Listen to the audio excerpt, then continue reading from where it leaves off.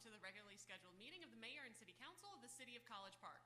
I'm Mayor Bianca Motley-Broom. We have a quorum present with council members Clay, Karn, and Allen. So at this time, at 6 o'clock p.m., I will call the meeting to order. The first item on our agenda is the Pledge of Allegiance. I pledge allegiance to the flag of the United States of America and to the republic for which it stands, one nation, under God, indivisible, with liberty and justice for all. Our invocation this evening is being handled by Chaplain Walker. The lights just dimmed down. I thought the lights just dimmed down. Maybe it was just me. Seems brighter. It seemed dimmer to you. Yeah. I need glasses. Good evening, Mayor and City Councilman. And good evening, everybody.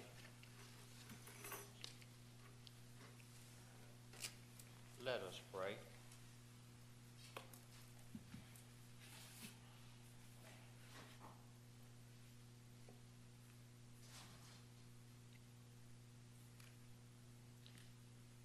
Out of this reflective silence, O Lord, we raise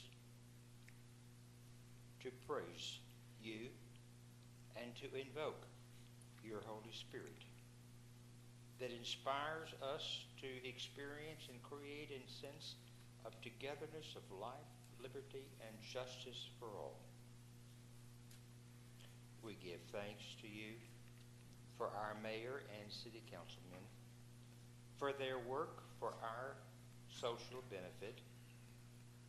We especially lift up and honor those individuals and collectives who struggle to find adequate ways to grasp your spirit or the grasp of our times and the words that can articulate clearly and energetically the needs and plans for our community. We pray for all of those, O Lord, who participate in the leadership of College Park, as well as all those who yearn to do the best job possible for our good, for our social order, to serve and protect and defend. These are troubled times, O Lord. We seem to be living in an environment of shift and change, of mistrust, and having lost a united sense of purpose and truth, locally and nationally. We struggle to deal with the hatred that seems to be expressed in our culture for those who act differently or think differently. Assist us, O Lord, in a spiritual striving to not see one another as enemies, but as fellow persons wanting to be the best that they can be. In this election time, O Lord, may our hearts and thoughts be to encourage rigorous and open, truthful, and honest debates, to come together as a city. May the debates yield a view of who the candidates really are as persons, as well as those who would be our leaders. May your Holy Spirit guide us in our struggles to create the best for our city and a spirit of inclusiveness and ultimate concern for all. We offer a prayer for all those who suffer in our city and in our nation. Grant us the spirit to be mindful of who they are so we can express care and concern. Lastly, O Lord, help us to leave this city council meeting with the felt knowledge that our leadership has voiced and acted on our concerns for our individual growth as well as our social growth. May we leave with hope, faith, and love. And it is in the name of faith, hope, and love that we offer our prayer.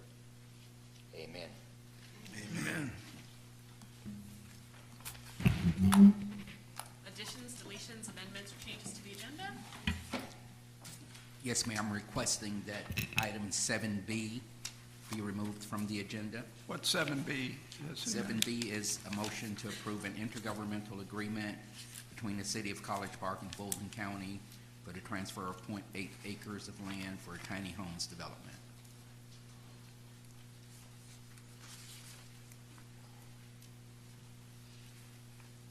Any others? I have one. I'd like to add to the agenda, I discovered when I read city manager's report that we were signing out confidential information, and I'd like to discuss that to two members of the governing body. I'd like to discuss that on the agenda.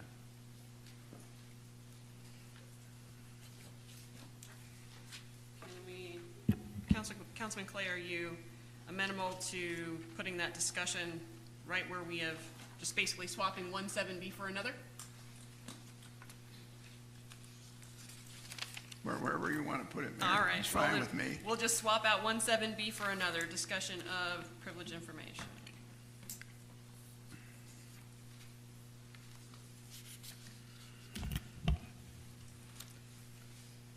Okay, any other additions, deletions, amendments, or changes? Hearing none, is there a motion? So moved. Thank you, Councilman Clay. Is there a Second. second? Is there a second? Second. All right, thank you, Councilman Carn. All those in favor? Aye. Thank you, gentlemen. That is unanimous. And is there a motion for an approval of the agenda? Motion. Thank you, Councilman Carn. Is there a second? Second. Thank you, Councilman Clay. All those in favor? Aye. Any opposed? Oh, thank you. That is unanimous as well. Item 4A is approval of the regular session minutes from September 5th. Mayor, I have a question before we go to that. I gave a number of input corrections to Shavela, and I haven't seen anything back on that. So should I assume that I should go through all of them? I sent an email earlier today. With Did those not see revisions. it. I sent it to all of you guys. Did any of you guys get it? I received it. Pardon? I received it. We received an updated version of minutes, is that right? Yeah, there were some With revisions. it highlighted. Yes. Well, I have not seen that, so how do I know whether my changes got I don't it? know. You want to go back and review it, or you want to? I've been reading my email all day. What time did you send it? It was around noon, I think. I've been through all the emails since. Well, then. they all got it, so I don't know why you didn't get it. Can you tell me which ones you left out? I could try to pull it up on my phone. I had them on page 12, 13, 16, 17, 21, 33, 37, 41, 48, 64, 65, and 70. That doesn't help me. So one moment, please.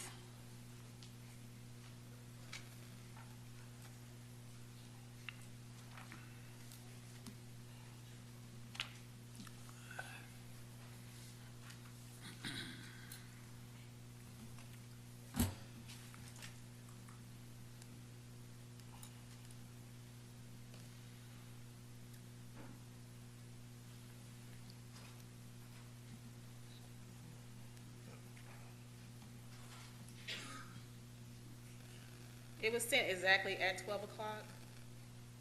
Just tell me which pages you didn't put in, and I'll just go to those, so this won't be a painful process. The ones that I did not change were regular session lines 263, 253. 263. 263, let me check that out. That was what was said, and 618 was what was said. Everything else was changed. And what other line? 618. 618, okay. 618, and I think it would be, oh, okay, well, it wasn't, I'm sure I didn't say adjunct. 618, this is my comment, and I think it would be adjunct for College Park for all residents you mentioned. Based on the audio, that's what we heard. Maybe it's not what you said, but that's what we heard. You listened to the recording and you couldn't tell? I must have been mumbling. Okay, well, we'll let it go. I'm sure it won't be earth-shattering. Is that all that was missing then? Yeah, and then workshop, lines 1247. Okay, workshop. Go Well, to- wait, hold on. We're on regular session. You Okay. have a regular, so I'm good with that. So I'll move to approve. Thank you, Councilman Clay. Is there a second? I second. Thank you, Councilman Allen. All those in favor? Aye. Thank you, gentlemen. That is unanimous. Is there a motion to approve the workshop session minutes from September 5th? With comment, same process. All right, so there is a motion. Is there a second? Second. Councilman Carn, have you seconded? I just did. Thank you, sir. So, all right, go right ahead, Councilman Clay. Can you tell me what didn't? Yes. Lines 1247 and 1253, 1247, those did not change. Everything else changed. 1247. 1247. I don't even have anything on, well, wait a minute. Hold on a minute. I'm sorry.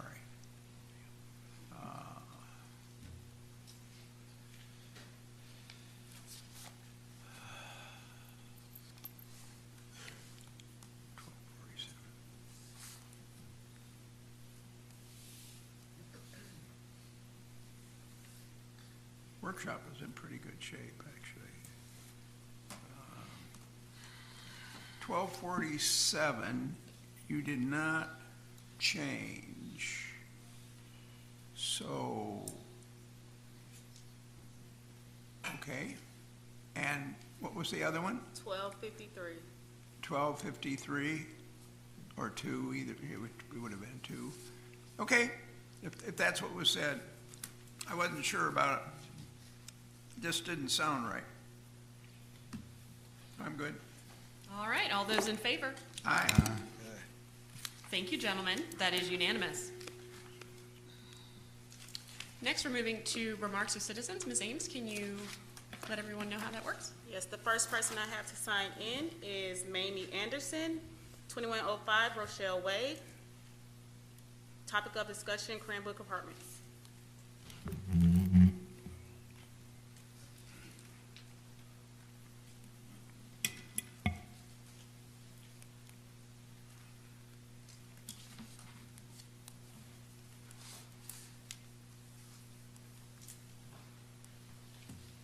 Good evening. Good evening. Good evening. I am a resident of the city of South Fulton at 2105 Rochelle Way, and I've been there since the early 70s. We're having a continual issue with Cranberry Apartments at 2200 Godby Road. We've contacted College Park, code enforcement, and other government officials, as the property owners weren't cutting the grass, cleaning up leaves and trash. And whenever it rained, then the leaves and the trash are coming up under our fence into our property. The apartment complex has done better with cutting the grass, but they haven't picked up the trash or leaves at the fence line, which is adjacent to their property. When it rains, as I've said before, the leaves and trash from the apartment are being washed onto our property under the fence.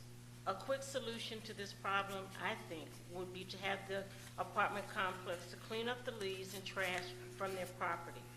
I'm reaching out for assistance in getting this matter resolved. Thanking you in advance for your help on this matter. I went to the South Fulton meeting as well, and I talked with the mayor of South Fulton, and like I said, I'm in District 6, which is Natasha Williams Brown, and I've spoken with them, and they were supposed to be getting in touch with College Park since the apartments are on College Park side. But nothing has been done, and, you know, my husband goes out and he breaks big leaves that are coming up under the fence. But we aren't getting any help, so I'm here. Hopefully the council's listening, and whatever you can do, it will be greatly appreciated. Have a good evening. You too. Thank you, ma'am. I just have a comment. I'm meeting with them tomorrow. Okay. Next, I have Jamel McKenzie, 2447 Odell Way, to discuss transparency.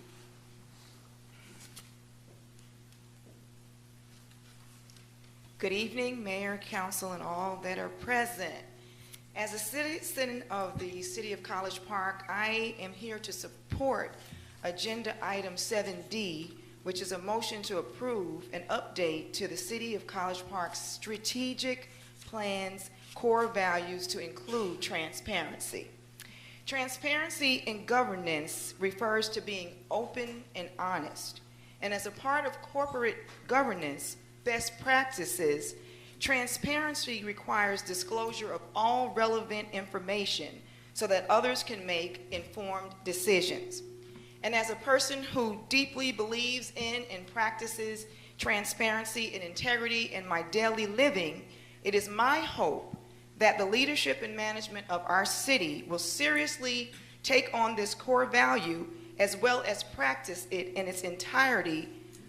And I know this also, that transparency is not telling our constituents what we want them to hear or delving out factions and bits of information that sound good, but it involves giving us everything, the good, the bad, the ugly, and the pertinent facts we need to make an informed decision on the matters that affect us. So it is my earnest hope today that our government not only finds legitimate and exhaustive means to get information to us, but also to make sure that that information is made available to all of us, which includes better communication practices that take accountability for ensuring that it gets done. I want to commend our city manager, Hawthorne, for desiring to add this important quality to our core values for College Park. But most important, I hope to see it adopted. I'm kind of concerned that we didn't already have it there, but I hope to see it adopted this evening and practiced throughout our city government beginning tomorrow morning. Thank you. Ms. Ames? Next is Keith Theme, 1760 Vesta Avenue, to discuss the millage rate. We're actually going to have a public hearing on that? So should I wait? Yep. Thank you. Next is Booker Washington, 3120 Garvey Road.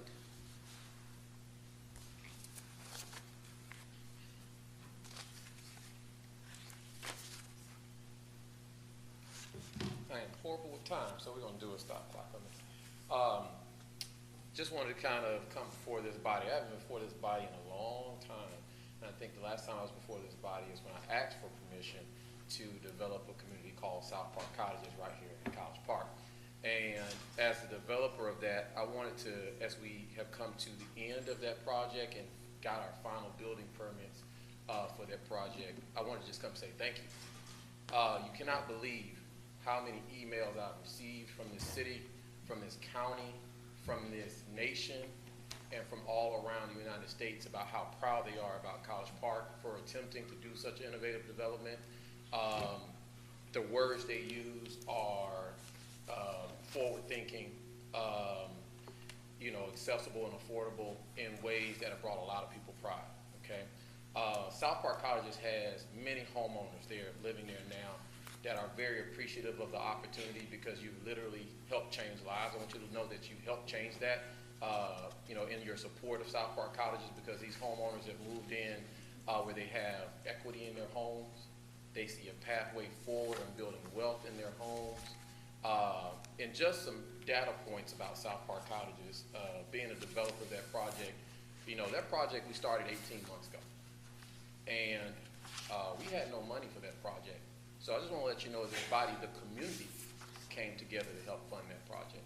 So as you talk about things in this body and in this city about togetherness and partnership, just understand that people came together to help fund that. And that beautiful project turned out because regular citizens wanted to come out, not a developer with big pockets or any form like that. Secondly, the city and doing business with them has been great. I've had the opportunity to talk to many in this city, from buildings to, I feel like I work here almost, but to many, and they have provided so much value. We've spent maybe over $100,000 between permits and fees in doing business with this city, and it has been a pleasure. The customer service department is amazing, and I wanted to just provide that. We have ages ranging from 22 to 65 that live in South Park Cottages. That community will have tax revenue for the city that probably encroaches close to $100,000. And I want to give a special thanks to Philip and your tax commissioner. He has been very helpful in the process on making sure these homeowners and everything allocated to their bills is correct. And so, and Sabrina and the building department, and Chief Robertson. But South Park College is such a positive project, and we've been asked to build more in the area in the city of South Fulton. And we just ask that this body continues to have the strength to do innovative things, be forward thinking, because you have impacted a lot of people. I know a lot of you have come to visit South Park and seen what it is, but I just want to encourage you all to do that because we will continue at Techie Homes to do innovative things and challenge these communities to continue to do great things. So thank you very much. Thank you. Ms. Ames? Yes, my next comments are emailed comments.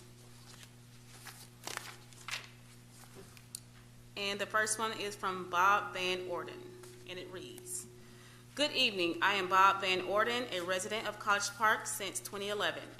I'm writing to advocate for a unanimous vote tonight in favor of funding for the stage of the Flint River and Nature Preserve and Headwaters Nature Preserve, including getting matching funds from the Georgia Conserves program. The Headwaters Nature Preserve is an innovative and highly unique opportunity. I will submit that 1 or 2 generations from now, not a single person will remember how much money was approved today, but they will know what you did. All future generations will enjoy and benefit from this park. College Park, and only College Park, has the ability to reclaim and preserve the very beginning of one of the longest rivers in the state of Georgia, right in the midst of a dense urban area where a lot of nature has been overlooked or paved over for many years. And in the future, we might connect the Phoenix and Brady trails, downtown, green space in 6 West, and even the Beltline to this one-of-a-kind park. I also urge all council members to think of the city as a whole and please avoid making this an issue, wards versus wards. We are one city, and all citizens now and in the future will benefit and share this special asset. Not only is this a no-brainer for altruistic and preservation reasons, and in creating a legacy, it is also actually in the self-interest of development in our city. It is my firm belief that amenities like this vastly improves the city's brand and reputation, and will assist in attracting residents and businesses. Thank you." The next comment is from Sarita Kelly, and it reads, "Greetings, my name is Sarita King. I reside on York Road in the mighty Ward 4.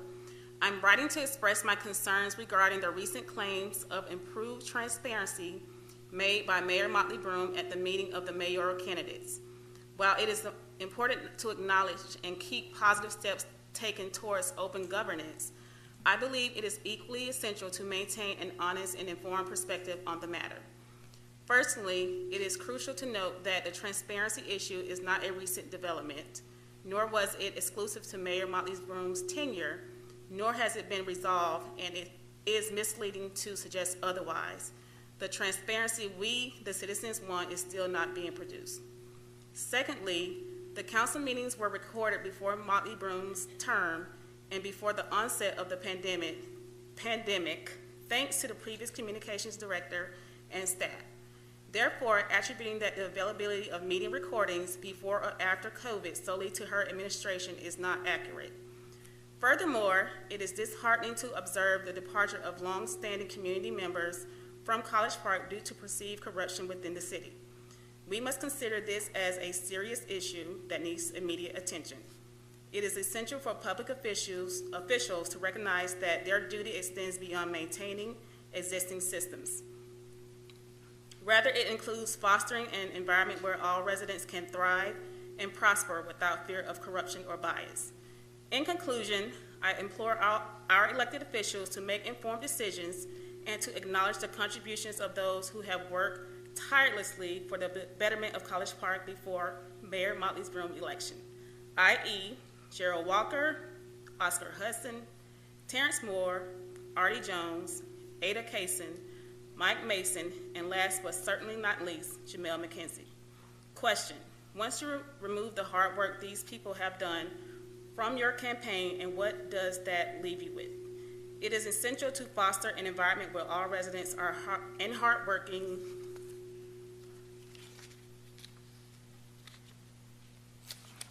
hardworking employees feel valued and where honest progress is made for the benefit of the entire community. And a message to our next mayor. Please know how to separate your friendships from the directors. If you would like to be the city manager, I urge you to apply, but City Manager Stanley Hawthorne is doing an excellent job. Thank you for your attention to this matter, and I look forward to seeing positive changes in our city's leadership in the near future. I urge Motley Broom to give all the people who has left the city their props in her campaign, since she is mentioning the progress that they made before she stepped foot in office. Thank you to all my neighbors in Ward 4 for my council member. Councilman Gay, for your continuous support. In the words of Michelle Obama, when they go low, we go high. Good night. All right, the next comment is from Beverly Dinkins, and it reads, Shavela, could you possibly pull that mic down a little bit toward your, you bend down when you're reading and the mic is a little higher. Is that better? That is better. All right. Thank you. You're welcome. I heard most of it. Okay. Beverly Dinkins, and her comment reads, the splash pad was seldom open, and why did it close so early before summer was over? That's it for that comment. The next comment is from Grace Phillips, and it reads, good evening. I encourage College Park's Council to continue to move the amazing Flint River and Nature Preserve project forward. This park will be a gem in the Southside community, but will be a regional destination for families, nature preserve enthusiasts, and travelers needing nature in between their travel stays in our beautiful city. Please move the funding resolution forward so this green space can be realized and College Park can be seen as a progressive community committed to natural history as well as our own history. As we write our new history with 6 West, pointing to preserving and enhancing the Flint River and nature preserve green space in College Park as a conscious act will be the utmost importance as we remove trees and green space to develop the 6 West properties. I believe in this project and deeply appreciates everyone's effort to see it through.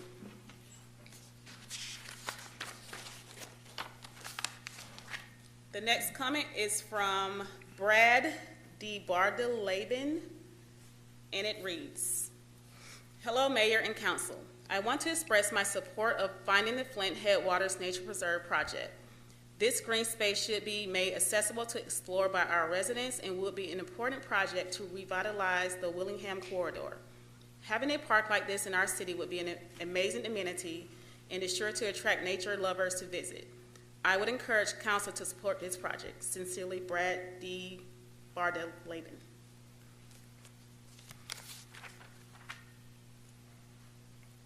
Next comment is from Noel Majewski, and it reads, Dear Mayor and Council, I'm writing to encourage you to move the funding resolution forward for the Flint River and Nature Preserve. This project is crucial as a quality of life amenity for our city, and I believe it will be even a tourist draw if fully implemented. Since the Headwaters Nature Preserve contains the first daylighted segment of the Flint River and will be the only public access to the river in the first 50-plus miles of the Flint, the City of College Park needs to do everything possible to support this project.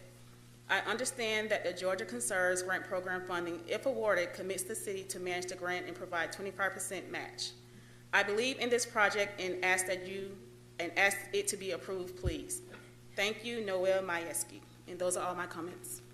If anyone else wishes to speak for 3 minutes, they can approach at this time.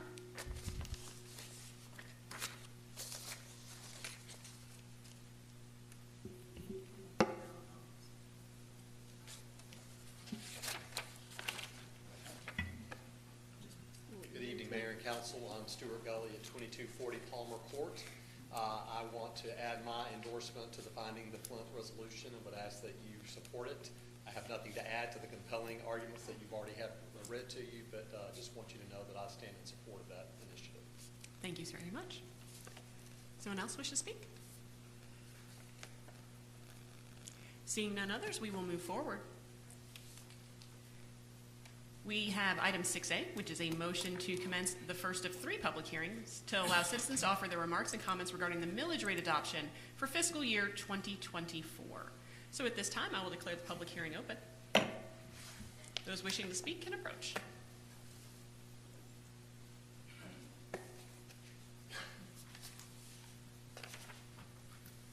Good evening, Mayor and Council. I am Keith Thiem. I live at 1760 Vesta Avenue, and I would like to encourage you to reduce the millage rate to what it was possibly last year. I've got a recent assessment on my property, and it has gone up significantly in the last 2 years. But just this year alone, the market value went up over $50,000.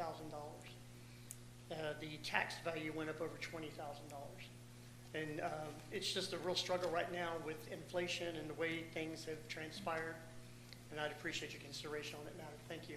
Thank you.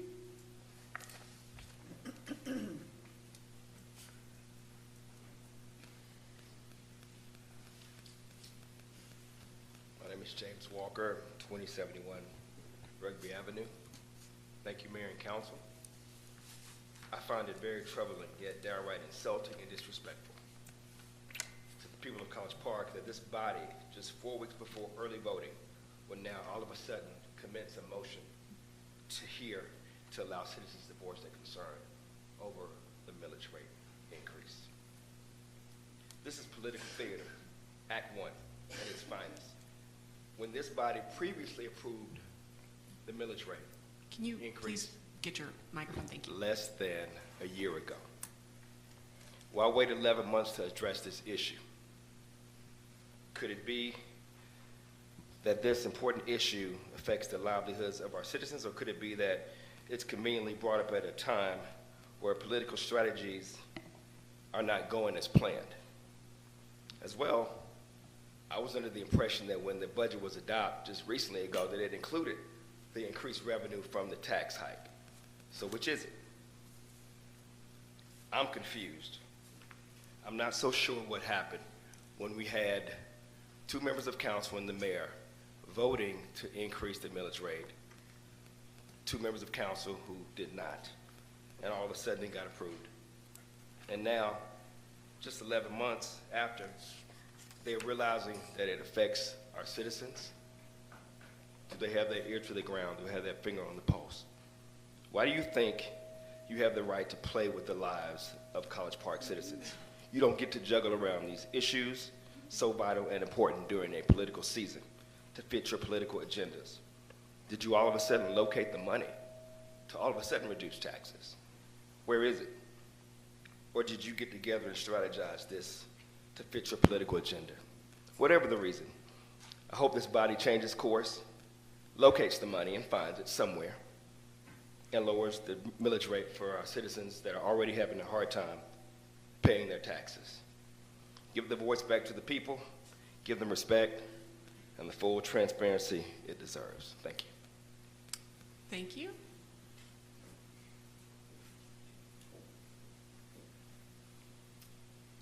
Jamel McKenzie again, and I am requesting, of course, that that we bring the millage rate back down to 12.6 from the 1 mil increase that our taxpayers were burdened with last year. As you may recall, I stood before you last year, and I pleaded with this council not to increase our taxes due to the increased assessments on our property values. But I was informed at that time that our reserves were so low that the city was in so much danger financially that this was the only option to raise our taxes.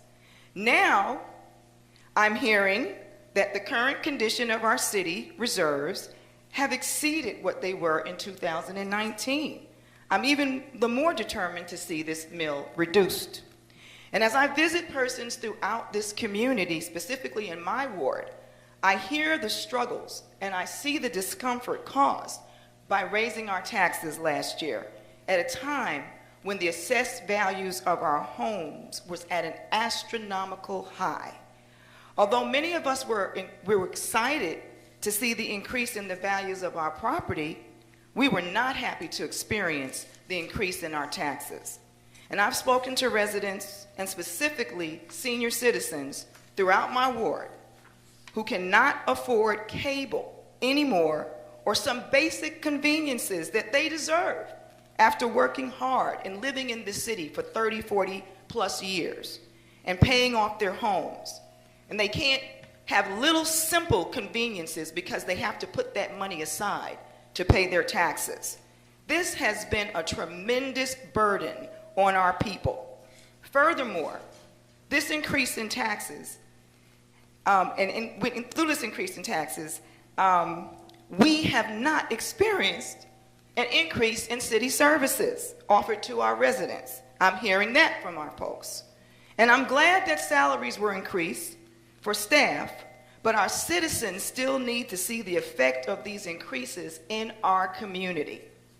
I've spoken with several homeowners and property owners who are not opposed to the current mill rate remaining the same at 13.6 or 13 whatever it is, 1.6, so that as long as we get more bang for our tax dollars.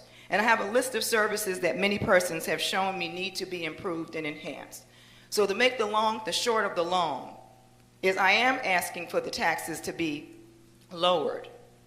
But if for some reason you should deem not to lower them, I am pleading with you to do whatever it is necessary to get the services that we need in this city so that we are not being taxed. What do they call it? Taxation without representation. Thank you very much. Thank you. Does anyone else wish to speak?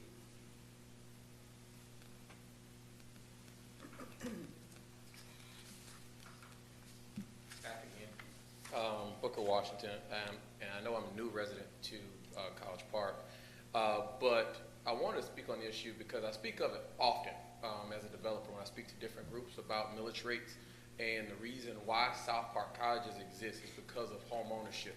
As I listen to these citizens here, and as I hear it, it is almost a lack of enough in the kitty per se that can keep millage rates low. That's because we have such a high percentage in College Park of people that rent. If you create more innovative and accessible forms of home ownership, you'll have more people paying taxes that allow people's property values to plateau and not rise. Even if they rise, you don't have to increase the millage rate because more people will be providing taxes. The example is the parcel that South Park Colleges sits on, because just 18 months ago, it generated 0 tax revenue.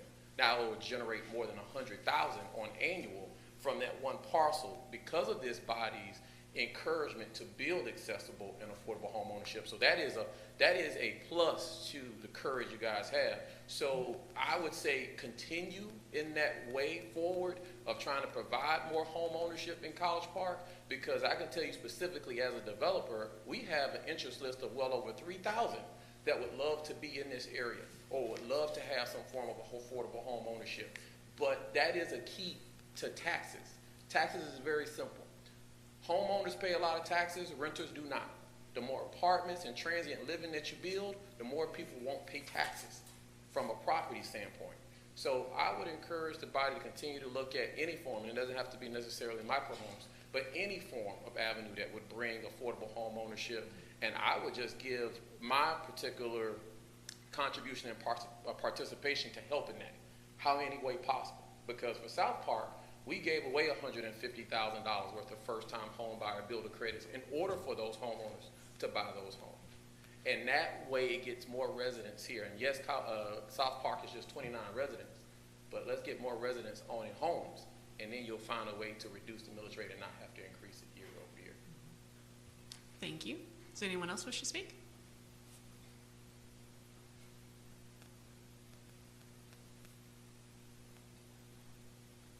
All right. Declaring the public hearing closed. Item 7A is a motion to approve the amended fine schedule for municipal court violations to be effective October 1st, 2023. Who's handling this one? Okay.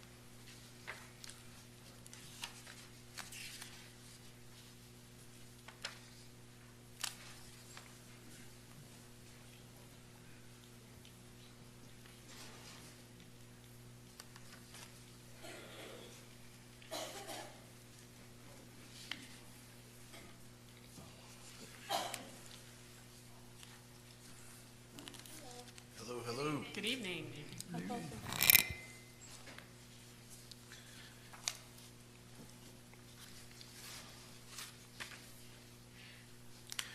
All right, so I guess there's no Wait. presentation, or? Yeah, Is there, I'll handle it, thank you. Chief, are you gonna take it, or Judge? You know, I'm new at this part. Okay. Go ahead. We sent out, the fine schedule, has not been modified for more than 2 years. It's necessary to amend the fines to align with the surrounding, municipalities here in Georgia. We sent over the CAM and, legislation from the attorney's office, and Chief, the can you get a little closer to the microphone? and the fine schedule. It's the one on Oh, I'm your sorry. left And side. the fine schedule. All right. Have any questions? We'll start with Councilman Clay and work our way down. Yeah, I totally agree with your philosophy. My problem is, I don't have a document in front of me ready for signature by the mayor to approve the changes that we're going to make. And I have a marked up document, and I have the old document, that was actually in resolution form, that listed everything. They don't match. So I'm ready to approve right now a new set of fees that make us in synchronism with all the communities around here. But I'm not going to approve something that I don't know what I'm approving. So that's my problem, and that's all I have. I think you're doing the right thing, but I'd sure like to know what I'm telling the mayor it's okay to sign. So just so I'm clear, because there have been several versions of it that I actually sent out. There was a red line version that showed the old fines and then the proposed changes to those fines. And I sent that over, and then I also sent a clean version over that just shows the new fines, because I really was just confused about what you were talking about. But I think maybe what you're maybe talking about is the legislation, which came from, I think, the city attorney's office that still had some markups in it. Is that what you're talking about, the document you would actually My sign? problem is, right now, I don't have in front of me what you want the mayor to sign. Okay. That's a very simple problem. I just want to see what I'm approving. That's all I had. Councilman Carn? Well, Judge, Chief, thank y'all. Good to see y'all. First of all, I think the clean version, maybe we didn't get that in our packet.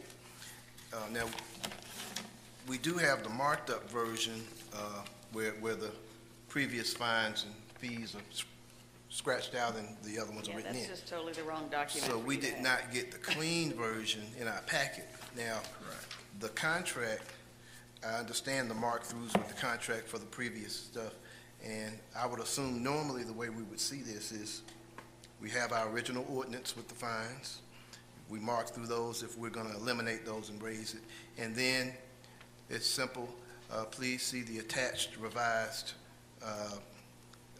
fine, schedule, and fee schedule. And then you have your clean copy there as attached exhibit A, or whatever have you, something like that. Just, but administratively. Well, if it's approved I think tonight, I get that from legal. I can reach out to Danielle in the morning, and Shabeta will get those documents over. I think that speaks to Ambrose's laundry list. Now, my laundry list, honestly, I understand we want it to be commensurate with the other neighboring cities, but, honestly, I think these are a little low, in my opinion, and I'll tell you why. I don't know, we're, and I talk about it a lot of times up here, we're a city, like the other municipalities surrounding us. We are, but at the same time, we are quite different. We're a population of around 14,000 people, but we swell over 100,000 people per day. We talk about the size of our city. We're very small, 11 square miles or so. If you take out the airport property, which we don't cover, 7 miles or so. Land is at a premium here because we don't have as much of it as South Fulton, for instance. But, there's a premium in congestion, I guess, in a sense. Someone speeding down our roads, we've got quite a few more people than the city of Fairbairn's going to have on a given day, or East Point, or whatever have you. And, I don't know, in terms of. But those are state laws, we can't. So these amounts, we can't increase 1 penny? Is that? There are some that can be increased. But in the time that I've been in College Park, philosophy's just been a little different than that. Judge, could you get a little closer to the microphone? Thank you. Sorry, thank you. Up to this point, the philosophy has been for us to sort of not be a lot higher than everybody around us. And some of the fines are legislated by the state, and that's why some of the changes, for instance, the DUI statutes have changed. So there's certain fines we really don't have any control over. And we've had some adjustments that have been made, so we now have these odd fines, like $153 and 28 cents. And things like that. So some of those we're just trying to level off and round them off to make them easier on our administrative side to collect them. But the objective was to kind of stay consistent, not just really, I don't mean just like East Point and Hateville. I mean, sort of from a municipal court standpoint, what are the fine ranges for municipalities? Yeah, and I'm not against some consistency. The fines that are limited by state mandates, obviously we can't increase those. But I think these are a little bit low. And for us, again, I think we're unique in a sense in terms of what we're dealing with on our streets on a day-to-day basis. I look around the city of Fairburn or Union City and so on and so forth, and I see the changes that have gone on, and it seems like, and I don't think I'm the only one that's noticed, but in the past 10 years, I don't know what it is, but there seems to be a certain segment or generation of folks that are younger than me that have pretty much just said, we're going to just ignore the rules and regulations of basic traffic and driving. And I see it every year. Suggest to you that the higher fines just make it harder for us. We still can't collect them. There's still a limit to what the community can bear. And if we increase the fines and we're trying to probate those and we end up trying to collect at a higher rate, then we end up with more people that are going to be arrested. It is a delicate balance in what the market can bear. And these fines are not significantly lower than, for instance, a north side municipality. So I'm not trying to imply that like we're poor over here, so our fines should be less. I'm just saying there is a balance between really what the citizenry can bear when it comes to these types of infractions. Well, here's the thing. I understand most of the citizens, our citizens, generally aren't the perpetrators in terms of speeding and stuff like that. Is that still the case, Chief, generally, or? I said, I understand over the years that generally most of our traffic violations and whatnot were people that don't necessarily live in College Park. Okay. Well, because we get a lot more company than the average city, I see the changes that are going on in our city that may not be happening so much in other cities.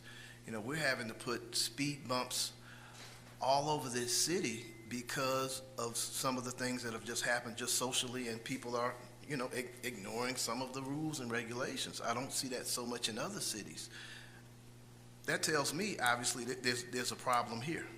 Not saying that there's not a problem anywhere else, but because we're having to mitigate it in that way, I just say to myself, well, maybe we need to, let people know that we're serious about trying to slow things down and keep some of those moving violations, which looks like this is most of what this is. So you're saying if we raise the fines, they're not going to be able to pay those either. That would have to mean they're not paying these now enough? I'm not making a fact-specific statement. What I'm saying is that generally speaking, there is a balance in what you want to set your municipal fines because of the fact that the citizens, we get to a certain level and then we have trouble collecting them, which means then we're going to probation and it's money we never get.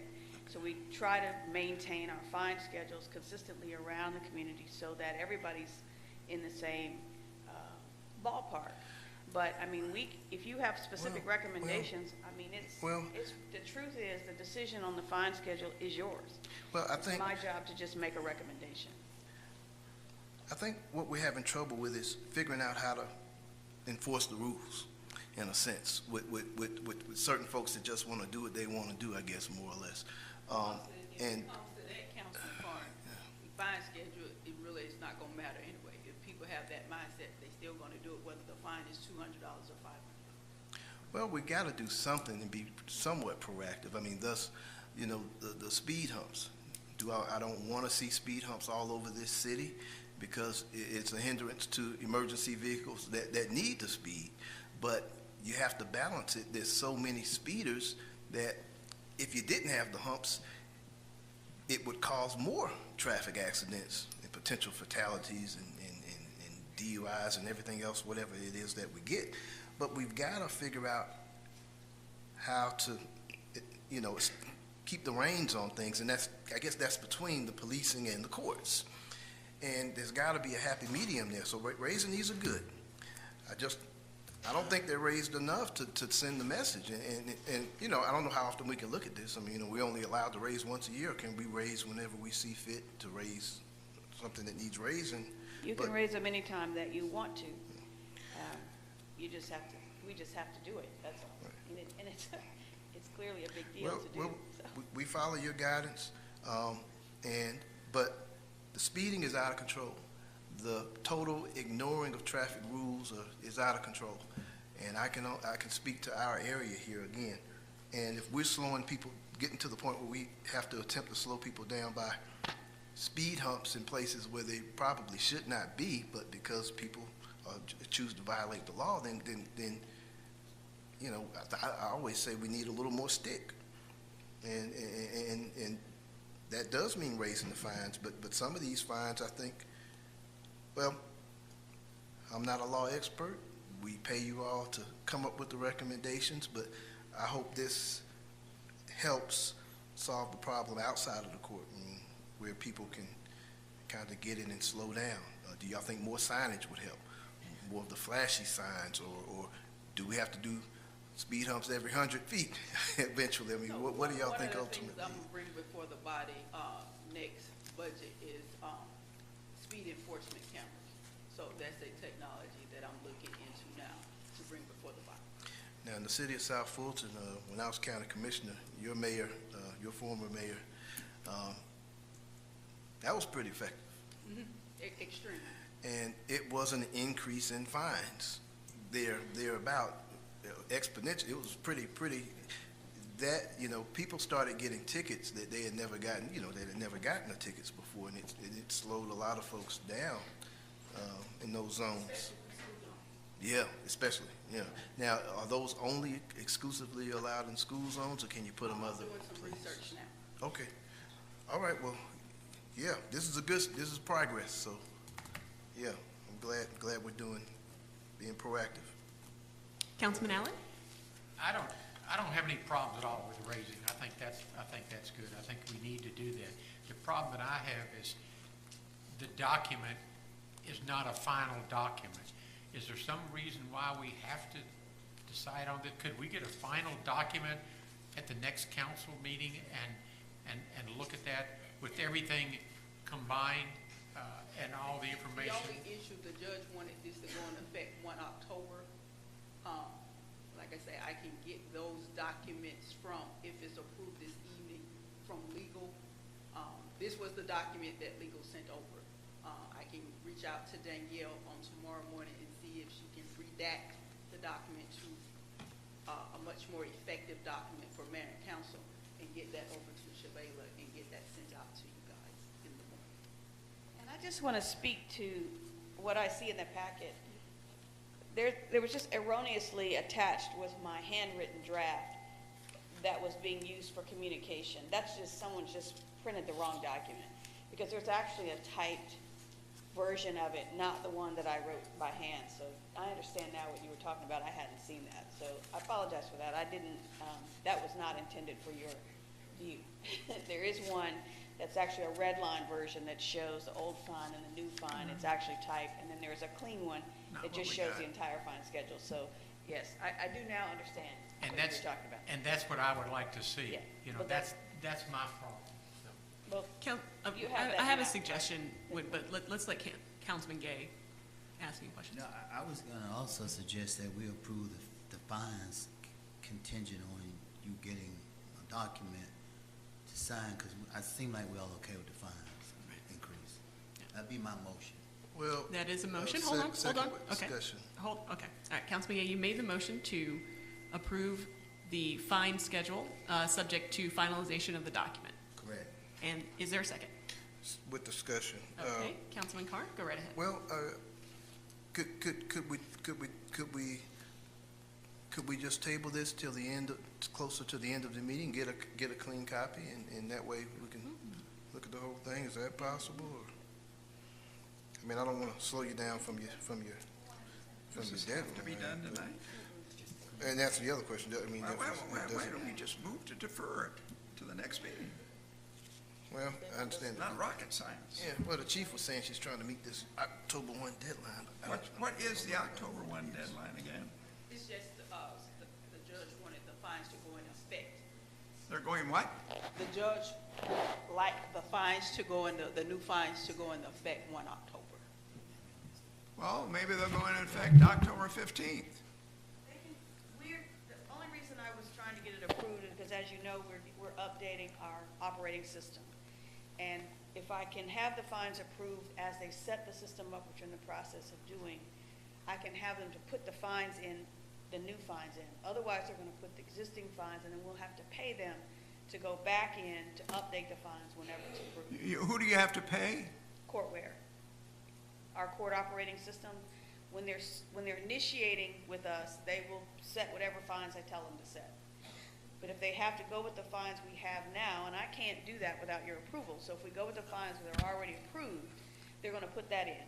And once they put those in, then whenever this is approved, we'll have to pay them to take the time to go back. How and much make the money are we adjustments. talking about? I'm not really sure. I mean, I can- $50? Oh, no, sir. You know, Couple thousand, maybe $2,500, I don't know, a couple $1,000. it's just, you know, guys, we keep having emergencies, and we keep getting things last minute, and we keep ending up with things that are incomplete or wrong, and I'm not blaming you guys. Apparently, you submitted the right stuff. Submitted it in June. But we're not getting it in our packets. And then it's on us to somehow figure a way to wangle it through because of this emergency or that emergency. And one of these days, I've got to say no, and I think this is the day. Well, to me, this is not an emergency. I was just trying to be efficient No, financially. you're not an If you guys want more emergency. time, I respect that. Whenever you're ready, you let me know, and if they haven't put them in yet, we can always have them. I just want to do it changed. right. I'm sorry. It's okay. Councilman Allen? No, I agree. I think we need to do it correct, have a clean document, rather than trying to say, okay, we'll make sure that it's that way, we'll make sure that it matches the numbers. I want to see the final document, and then I have no problems with it all. I just want to see the final document. Councilman Gay? No comment. All those in favor? Wait a minute, are we talking about approving this as is, or what's the motion again? Madam approve- Clerk? The motion is to approve the document contingent upon finalization of the fines received, submitted by the police department and judge. All right, so all those in favor? But the motion was contingent on them getting a legal Yeah, document. the final. Yeah. Is approving the fine schedule with legal. So all those in favor? I believe Councilman Gay has voted in favor. And approving this approval contingent upon getting the final document? Correct. Correct. When would we get the final document? She said in the morning. In the morning? So is that something city manager can send to us? Police chief said she would coordinate with the city attorney's office on the document. I can't tell you how long it's going to take to produce. What I'm hearing is that council members want the original legal text of the ordinance, now compared to the increases, what actually goes into the ordinance, showing the changes. That's a fair request, and whether you approve it this evening, or we'll bring it back at the next meeting, but I do understand trust but verify. Trust but verify would mean before you approve it, you want to see it. So I'm okay either way. All right, all those in favor? Councilman Gay. All those opposed? Opposed? All right. We'll bring it back. Councilman Carn, what is your vote? Well, I'm in favor of going forward, but we do need a clean document, you know. We'll just bring it back at the next council. Well, hold on a second. We're in the middle of a vote. So Councilman Carn, what is your vote? Are you voting in favor or I'm against? going to abstain on this one. Okay. Because I would like a clean document, but I don't want to hold things up at the same time. All right, then the motion fails. Councilman Gay in favor, Councilman Carn opposed. I'm sorry, I apologize. Councilman Carn abstained, Councilman Clay and Councilman Allen were opposed. Item 7B is a discussion of release of privileged information. Councilman Clay? Yes, I'm going to go to page 6 of our city manager's report. And I know you guys have it, but you don't have this page, I'm sure, in front of you. But I'll read it for you. This was a discussion out of the city clerk's submittal, I believe, and talking about how they've been busy processing a lot of requests for information. That was the first paragraph on the page. The second paragraph said, before receiving privileged information, governing body members will be asked to sign a certification form that ensures that such information will be used exclusively for official city business purpose and expressly prohibits use for any personal or political purposes. This is election season. I've been through elections 4 times, well, actually 5th time, I'm not running. And historically, there's always a desire before an election to get mailing lists of different kinds, phone numbers, email addresses, home addresses. And this information is given to the city when you do your power bill or whatever you do. And people that give it don't necessarily want it coming back as phone calls from solicitors or campaign contributions or God knows what. It should be privileged information.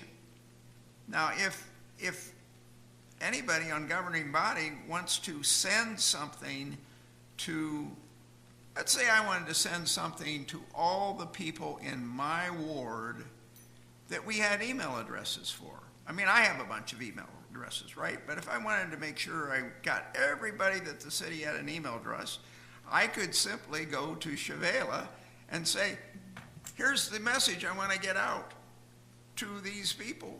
And you could send it out, and I don't need to know their email addresses or their phone numbers or anything, or their home addresses if it were a home address kind of thing.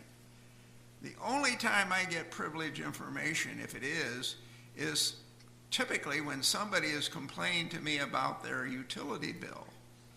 And I call up the city and I say, okay, I don't have their utility bill.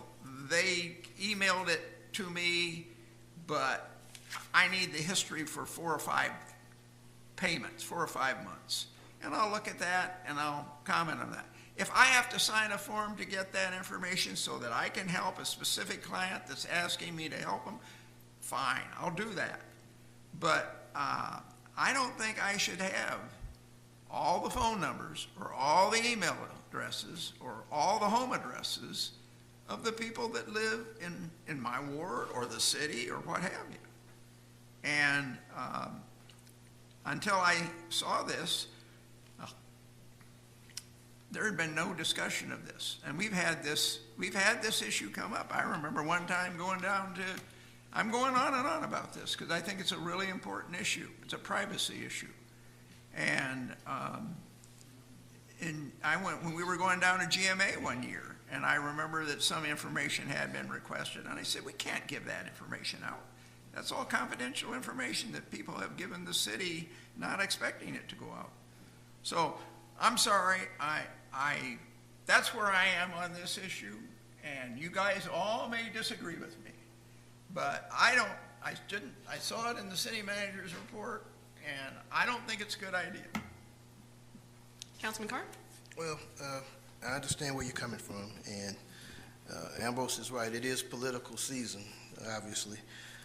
I asked for this list probably, I guess last year, actually. It's the first time I'd asked for it. The reason being is communication, information and awareness. Information and awareness. Now, I can tell everyone here, so that I'm completely clear for the record, there are no candidates that would receive this information at all. That's not the purpose of needing this information. This information is supposed to be the primary form of communication to all of our community. We've had several instances where we've had issues and things that have come up. I mentioned it a couple of council meetings ago about the sub-zero temperatures last year, December 23rd, 24th, 25th, and 26th, for instance. We had a citywide emergency, so to speak, and we had to send the information out. I was on the phone with the chief, and I suggested the bottled water, and us figuring out something for that. And he mentioned that we were going to be sending out email notifications in terms of what was going on in our community. And we were on with quite a few, there were a few other departments on some of these calls. And my question was, okay, so we're going to send out an email. Who are we sending the email out to? That was my question. A legitimate question. Who are we sending this out to? And at the end of the day, the answer was, we don't know exactly who it is we're sending this out to, because of the way that we collect email addresses is, I guess, it's kind of a random thing. It's an opt-in situation. My understanding is, and is communications here, city manager? I am.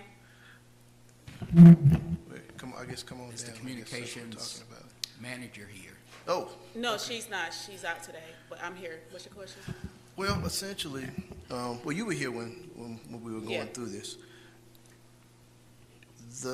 I understand that the emails come from the opt-in for the community newsletter in part. Is that right? Correct. Okay.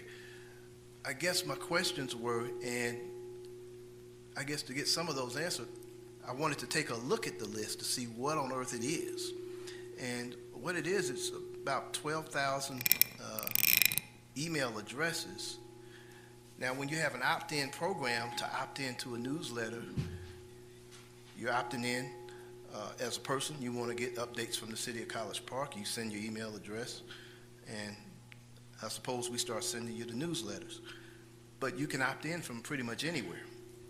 If you live in DeKalb County, you can opt in. If you live in Mississippi, you can opt in. If you live, I guess, anywhere and go online, you can opt in. So I'm getting a lot of feedback here. Is that me or is that somebody else? So I guess the question was, are we talking to our residents? Are we talking to everyone? How do we know who we're talking to? Communications has been one of the biggest issues we've had in terms of reaching out to our citizens in terms of what's going on. I've talked about it many, many times. So I wanted to take a look at this email list, and once communications gets back, I have quite a few questions about how this list is compiled, the categories. There's an ID number, 16, 17, 18-digit number with numbers and letters across each entry of the 12,000 or so entries. And I'm wondering to myself, I'm like, well, does that mean something there?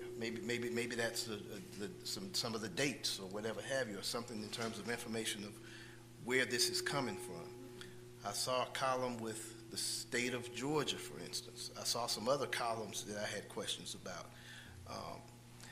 But this is not for anybody or for anyone's campaign, because it would do no one any good, because it's a jumbled up list of emails from all over the place.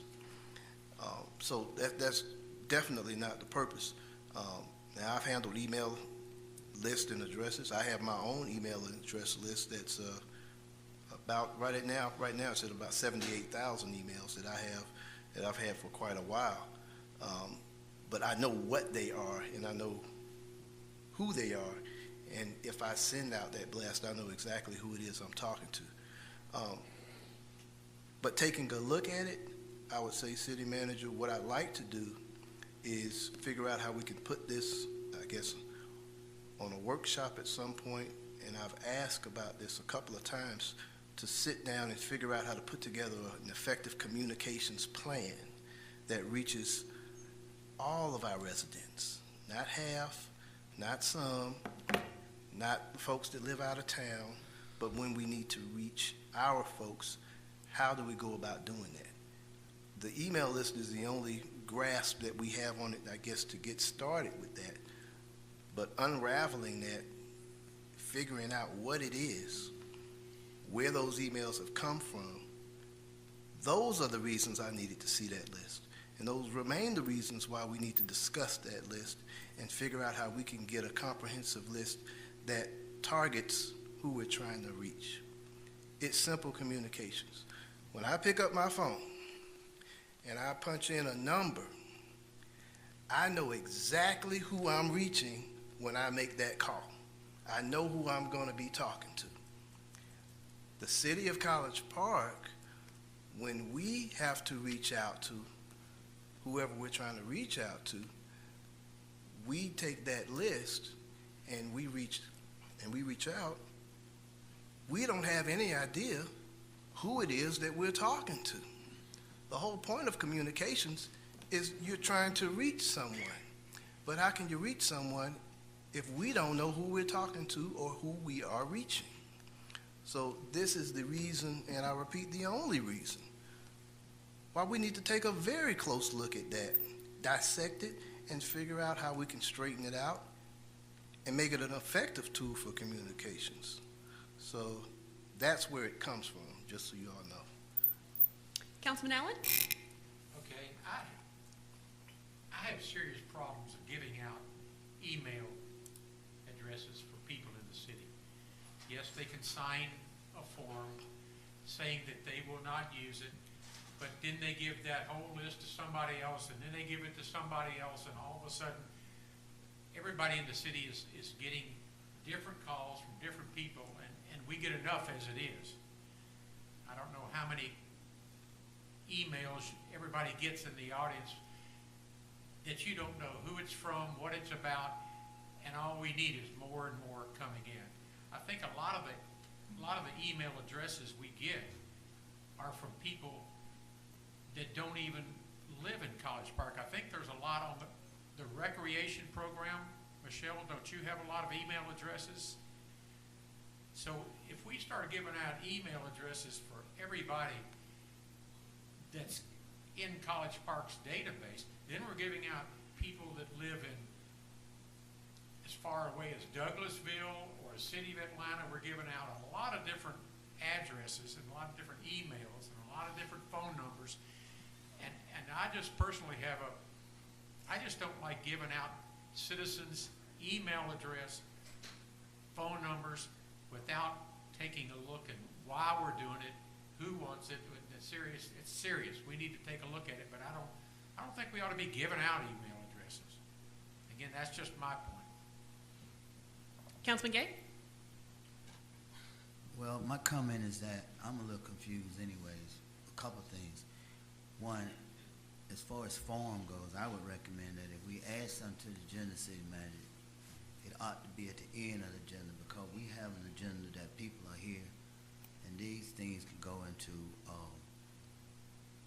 take away from the things that you all have prepared and people are expecting to follow. So my colleagues, if we got something we need to add, we should add it to the end of the agenda. That's number one. Number two, I think there's a rule or ordinance about emails, if I'm not mistaken. I think we've addressed this before. Did we address this last year? We did have a conversation about it. We discussed it, but we never adopted an ordinance. It was my recommendation to the governing body that if you want to restrict your access to information, it would be for the governing body to restrict its own access to information. But the staff could not tell a member of the governing body, you are hereby restricted from receiving certain information. And so I still commit to you that if it is the desire of the governing body to limit your access to certain information, then I prepared a draft of an ordinance that states essentially that members of the governing body can receive information, but it would be redacted to the same extent as information would be redacted to members of the general public under the Georgia Open Records Act. I still commit to you that if it is the desire of the governing body to limit your access to information, that you take some measure along those lines, because you have to govern yourself in that regard. It is not, in my opinion, the place of staff to tell members of the governing body what they can and cannot receive, especially when a member of the governing body says, in order to discharge my public duties and to represent my constituents, I need access to certain information. To do that, it's not the place of staff to say, well, no, we're not going to give that to you. Well, I also agree. I feel like we're part of the elected body, so we should have access to the same information IT or whoever else got information. I believe it's just as much right to ours. I take exception with being, automatically saying that we shouldn't have access to our own information because we're going to use it for campaigning. I'm talking about if you did a good job all 4 years, it don't matter how many mailers you mail out. Your record is your record.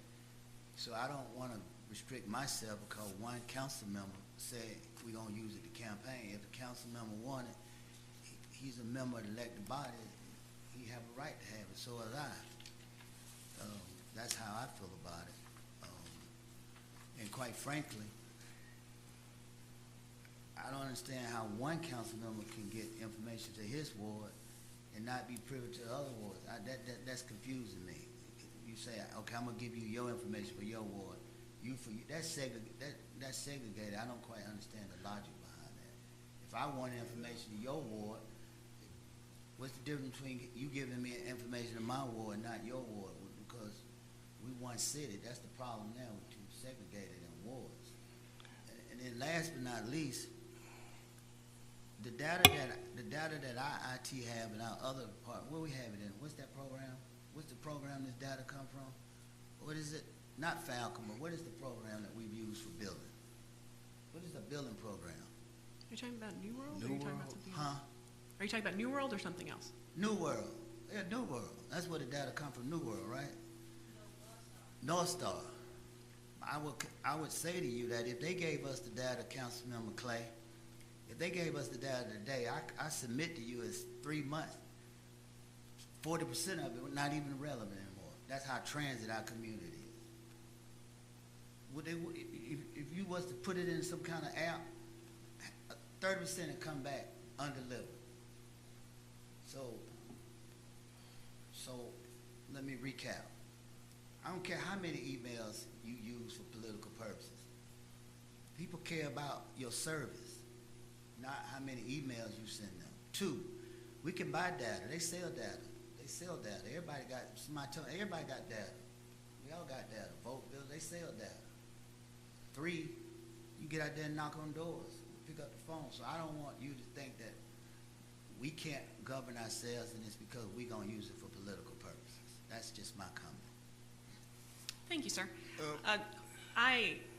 When I read the strategic performance report, I was concerned about this because I think this is an issue that should have come back to the governing body prior to some decisions being made. That was the first that I had read of it that this was the new procedure. And when we're dealing with information that is privileged, that would not be something that would be disclosed to anyone making an Open Records Act request, I think we have to work on ensuring that we are limiting that to the most narrow purpose for a number of reasons. But at this point, how many times has this particular policy that was outlined in the strategic performance report been used? Who made the request? What was the request? And what was delivered?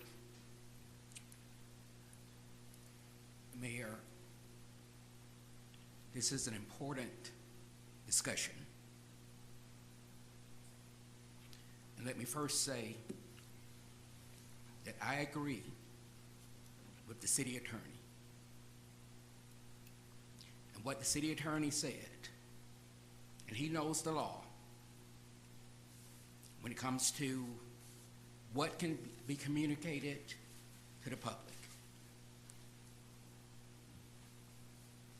And yes, we have had a culture in this organization of staff telling governing body members no for information that they requested. And here's a way of looking at it. And go back to the organizational chart that I've presented to you, because there's an order of things. I feel very strongly about this.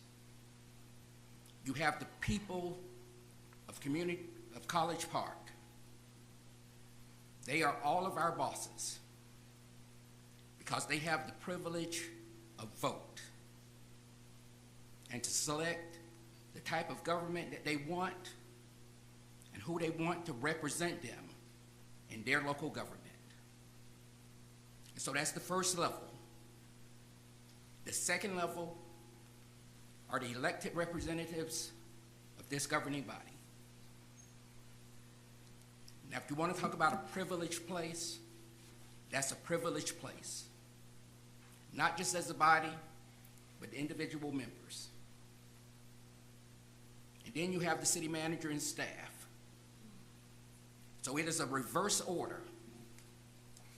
When staff thinks that they can, even though they may be the custodian of information, to say no. So from a legal standpoint, because we got the legal opinion, this was information, call it whatever you want. Privilege was my term that I put in. That was the word that I selected. It may not be the right word. And what does it mean? The only thing I meant by it was special information. And so this time we did not say no because we didn't have the right to say no, legally and otherwise. But when the council tells us that you want to restrict information among yourselves, we will abide by that. Now, I don't want to get personal down to individual counselors, but I have formed somewhat of a relationship, at least an understanding, with each of you.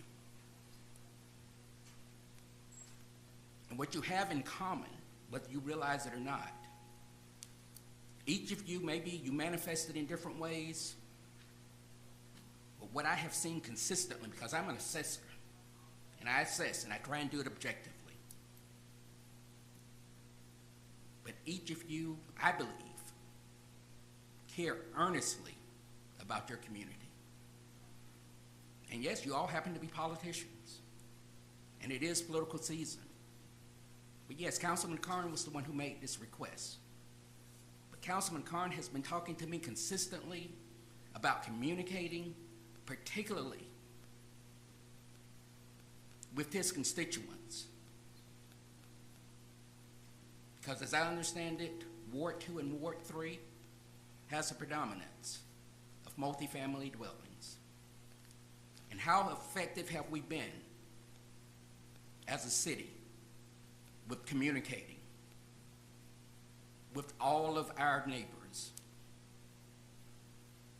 I haven't had a chance to look at this list, but at some point, because I think email is the way, and texting, I want to be able to send communications, not by posting it on the website. That's always a tool. But we should be communicating, as has been said, about the services, the issues, the accomplishments, all of those things. And I'm aware of this 9,000 so-called email list. That's more households than we've got. And I had spoken with Councilman Karn on his request. And yes, he had to sign the certification that was just prepared as an administrative document for our comfort level, certifying. So we made doubly sure. I mean, that's not something that we could have forced anybody to do, probably. He signed it willingly. And yes, I trust what he says, because I've spoken with him about it consistently, far before campaign season started. So yes, this is to answer your question, Mayor, this is probably the first time, because staff has said no consistently in the past, and we haven't had that right, because this body hasn't told us so. But as the city attorney said, if that's your pleasure, we'll gladly prepare the item. Can I make I have a couple more questions, because I think that it is a very important issue in that we do need to be reaching out to people in an effective manner and know who we're reaching. My concern is with the Georgia Open Records Act that has certain exceptions for the release of certain information, and the Open Records Act does not provide an exception to receiving that information for a member of an elected body. And so I understand that trying to figure out who we are reaching is a very, very important thing that we need to do. That question about who's on it and an analysis of that list is something that can be done by staff. Because that exercise is one that I do absolutely think we should undertake. My concern is that dissemination, where if it is emails today, is it Social Security numbers tomorrow? And do we need to say as a governing body that we are subject to the same regulations that any other individual would be under the Georgia Open Records Act? So until we can make that determination, I think that there should be a conversation about that and having the opportunity to really dive down and analyze that. But we'll start again. Councilman Clay?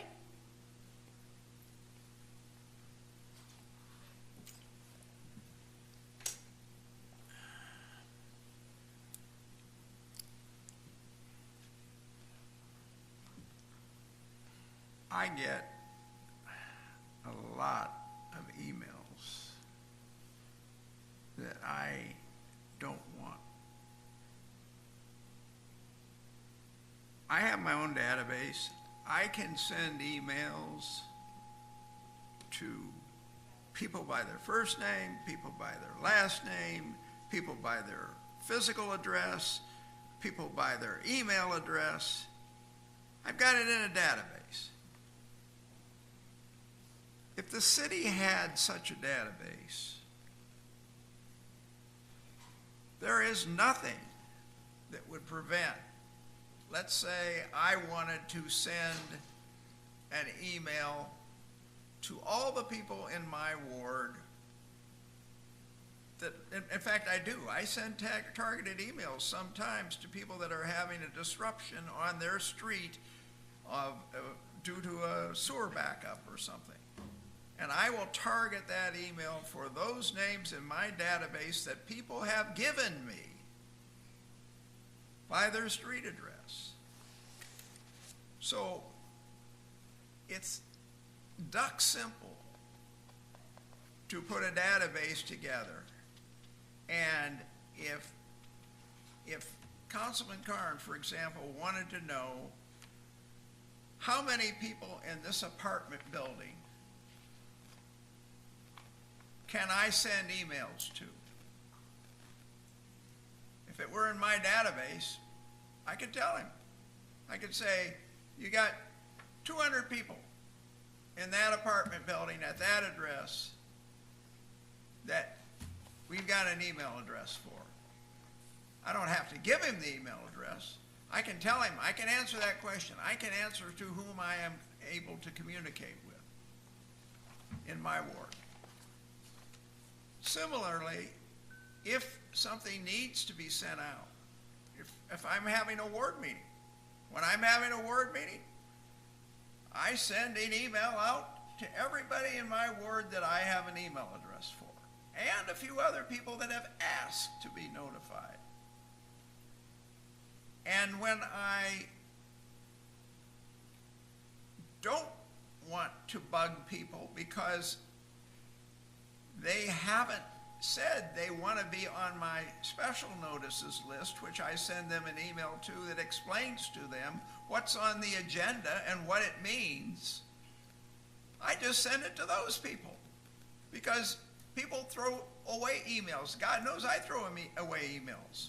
So I can selectively target the people that need to get the information and that want the information. And I don't understand why we can't have such a database and Councilman Carn or I can say, hey, I want to send something to everybody on Rugby Avenue. And here's the message. I'll send it to you. You just forward it to them. So it's a forwarded messages. They see it comes from Councilman Clay. It ain't coming from the city. It's coming from me. It's going to all the people on Rugby Avenue. It's not that hard, guys. It's easy. I know you guys aren't IT people, but we got a wonderful IT department that can do exactly that. And I'm sure that Mr. Hicks does not need me to tell him how to put a database like that together. But if he did, I don't know whether he's back there, I don't see him. But, oh yeah, there he is. If you do, Michael, let me know and I'll help you out with that. But I know you can do that. So, I agree with Councilman Carn. Communication is extremely important. And knowing who you can communicate with. But see, I could take my database and I could give you a list of all the people that I am able to communicate with on Rugby Avenue. But I'm not giving you the email address. I'm not giving you their phone number. I'm not giving their physical address. And I can generate that like that. And that's how you maintain. It's not that anybody here is going to do anything.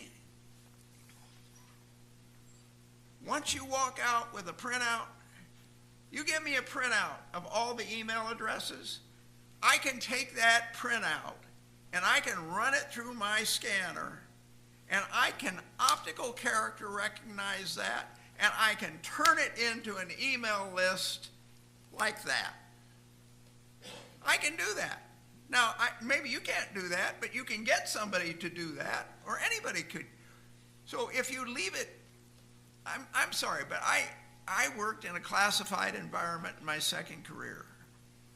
And we had compartmentalized secret information that only the people that were locked up during the day in a room had access to. And not everybody in management above them had access to it. That's how secret some of this stuff is. And it's not that hard to do.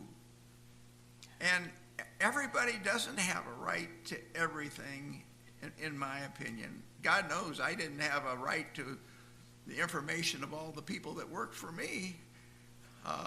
That were working on classified stuff.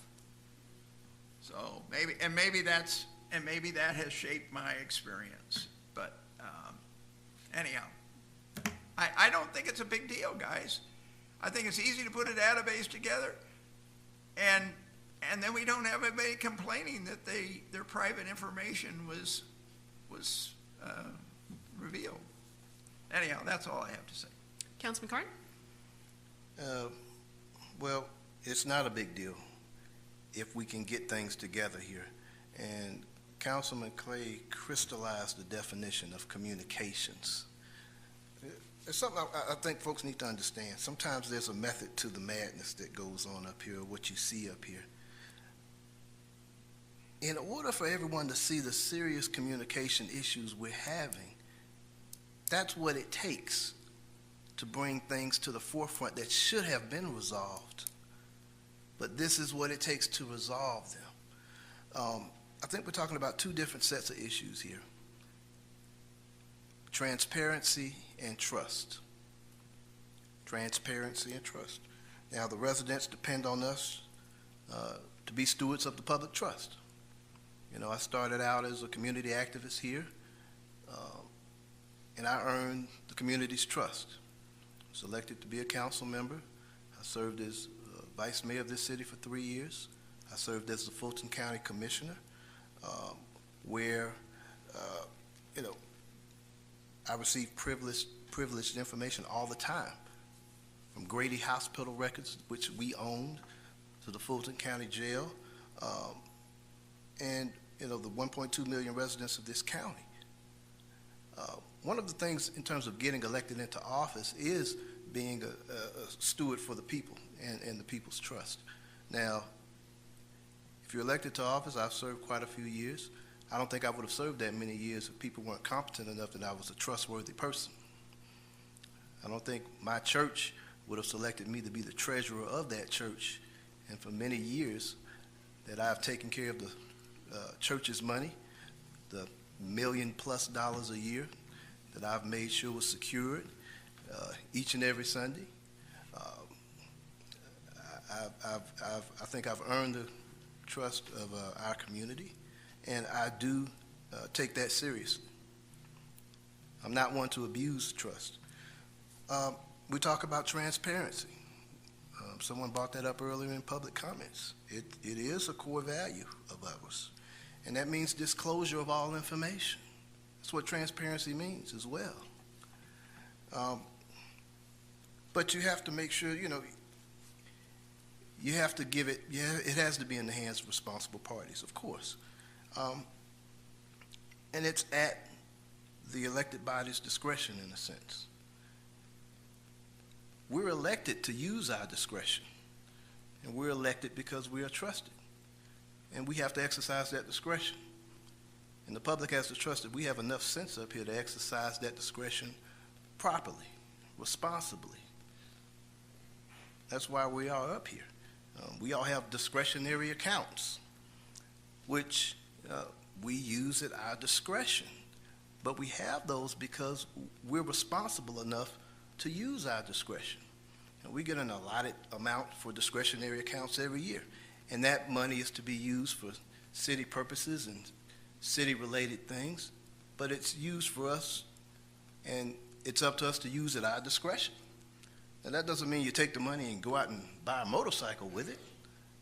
No, you have to trust that people are responsible enough up here to use it in terms of what it's properly supposed to be used for. So again, who we are reaching, it has not been a very important issue here, evidently. Otherwise, I wouldn't have to go to these lengths to show that there really is an issue here. So, City Attorney, just, I guess, I mean, there's a legal issue.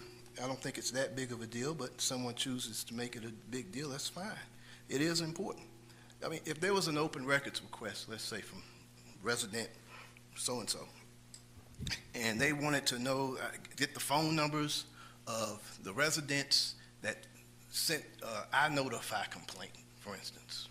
I want the 1,000 phone numbers of the whoever sent the I notify complaints. Is that something that we would say, well, we can't give you that information, or how would that work? That would not be subject to disclosure under the Open Records Act. Okay. So there are limits to these things. We are city officials. Technically, we are city staff as well. But at the end of the day, I want to deal with this communications list. I don't want to abuse the communications list. And Winston, I guess I need to ask you, should this be something we discuss in executive session in terms of dissecting what it is, how we can organize this thing, make it work? Customer service has an email list. Parks and Recreation has an email list. We don't know if these are part in aggregate of that list or if it's separate lists, but organizing our communications in terms of who we're talking to. Email communication has been the way of the future. We're a little bit behind the 8 ball. 8 years ago, I was up here touting the fact that we need to start to collect and gather email addresses. We weren't ready to do that at the time on a required scale. I think we're there now, but we got growing pains. And we are collecting them, but we don't know where we collected them from or who we're talking to. So do we do this in an executive session and try to work the things out? Do we give it to staff to handle it? And I would have had to have bought the skunk and put it on the table to the point where we could see that we need to get this resolved, but I think we do. So I'll be fine of handing it back over to staff if in communications or whoever it is, if they're ready to handle the issue. But it's a shame that we have to take it, well, again, whatever method is needed to get the problem resolved, I always say. And sometimes people have to get the message in other ways. And this is just another way, I guess. But we want to get the problem solved so that we can be communicating properly and we know who we're talking to. And I want to reach all of our residents, and we're not doing that, so. Councilman Allen? Yeah, I agree as well. I think we need to have again, in my opinion, I think we need to have a database that people can get into, mayor, council, to use, and use the city to do that. If I need to get something out to people, I can come to the city and say, hey, let's get this out to these people in this ward. Right. If I need to get something out to the people on Virginia Avenue because they're going to close the street for a certain reason, I can get to that database and get to these people in Virginia Avenue to let them know. I have problems giving out email addresses, so I think we need to kind of get together and give you direction because you said you have no direction, so you cannot do it. I think we need to get together and give you directions, but as far as setting a database, how would he use it, and so forth. So I think that's on us. I think we need to get together and make that decision. So I think we kind of need to put some things on hold as far as what we can give and what we can't give until we make that decision. I agree. That's it. No comment. Councilman, okay. Councilman Allen, did you have a motion? You said you wanted to put things on hold. Yeah, I'd like to, as far as giving out email addresses, and phone numbers, I think we need to get together and decide what we want to do. And I think we need to put it on hold until mayor and council get together, have a workshop meeting or get together and decide what we want to do and give instructions to our city manager and to our staff as far as what they can do and what they cannot do. I would second Okay, Councilman Allen, you made that motion, and Councilman Carn, you're seconding it? With a friendly amendment. So obviously, we want to, I guess, city manager to determine and city attorney whether or not that's something that needs to happen behind closed doors in executive session or workshop session or whatever. That is not an executive session, Madam Councilman. Well, again, and I asked because we're not speaking of specific addresses, so I guess we can discuss it in the workshop, right? In a public work session, yes, sir, we can certainly discuss it. Well, I'd say it's about time. I think we need to do it as something that's long overdue. Yeah. Madam Mayor, I did not hear the motion. You just stated, so we need to hear it for the record, please. I think we ought to put on hold giving out any email addresses or any phone numbers until Could we you get motion? You're just talking right now. It's not an actual motion. Okay, I'd like to make a motion Thank you. that we do not give out any email addresses or phone numbers until we get together and make a decision on how we want to do that. All right, thank you, Councilman Allen. Is there a second? Second. Thank you, Councilman Carn. Any further discussion? My only comment is, I'm really glad to see that happen. And I think Councilman Carn and I agree that it's good to know who you're sending the emails to, et cetera, et cetera. I will even go so far as to say I will volunteer to work with Mr. Hicks if he wants me to, doesn't have to, and put a structure together that we could use for all sorts of things. So if you say, I want to send to whatever parameters we have in the database, like if we had brown hair in the database, for example, you could send it to all brown-haired people. And I'll even volunteer to do that, because I basically have done it on a small scale myself. And I don't think Hicks needs it. I think he knows exactly what to do with the relational database, but which would be bigger than mine. And Ambrose, I don't think this can't be done without communications as well as IT for this to happen.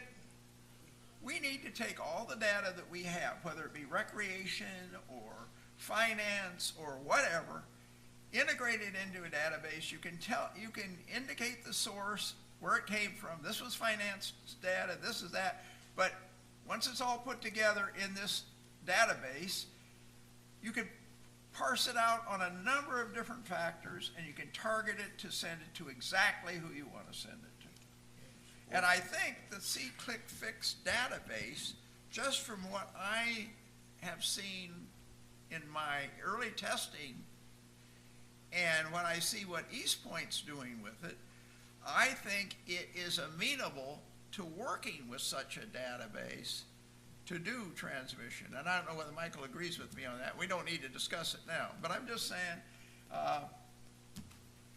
I'm not looking for another job, but if it's desirable, I will do that. Thank you, Councilman Clay. Councilman Carn, anything to add? Sir, anything to add? No. Councilman Allen? No. Councilman Gay? I just want to make one comment. Councilman McCorn asked for some emails from the staff. Staff told him no. Someone called Ambrose. Ambrose adds it to the agenda, out of order. We spend 20 minutes on it. And then Councilman McCorn says, second to the motion, that I can't have the email. That's a conversation you gentlemen could have had outside of these people. Because, I mean, respectfully, that's why nobody come to council meeting. Otherwise, it's empty. I know we online, but these kind of conversations, I don't know how much merit we getting out of them. It sound like you pontificate, you want to hear yourself talk and sound important. That's not important. That's time wasted. It really is. So I'm ready to move on. Mayor, Mr. Hawthorne? before you call the question, I want to make sure that I understand, because we do have a couple of outstanding requests of staff on email list.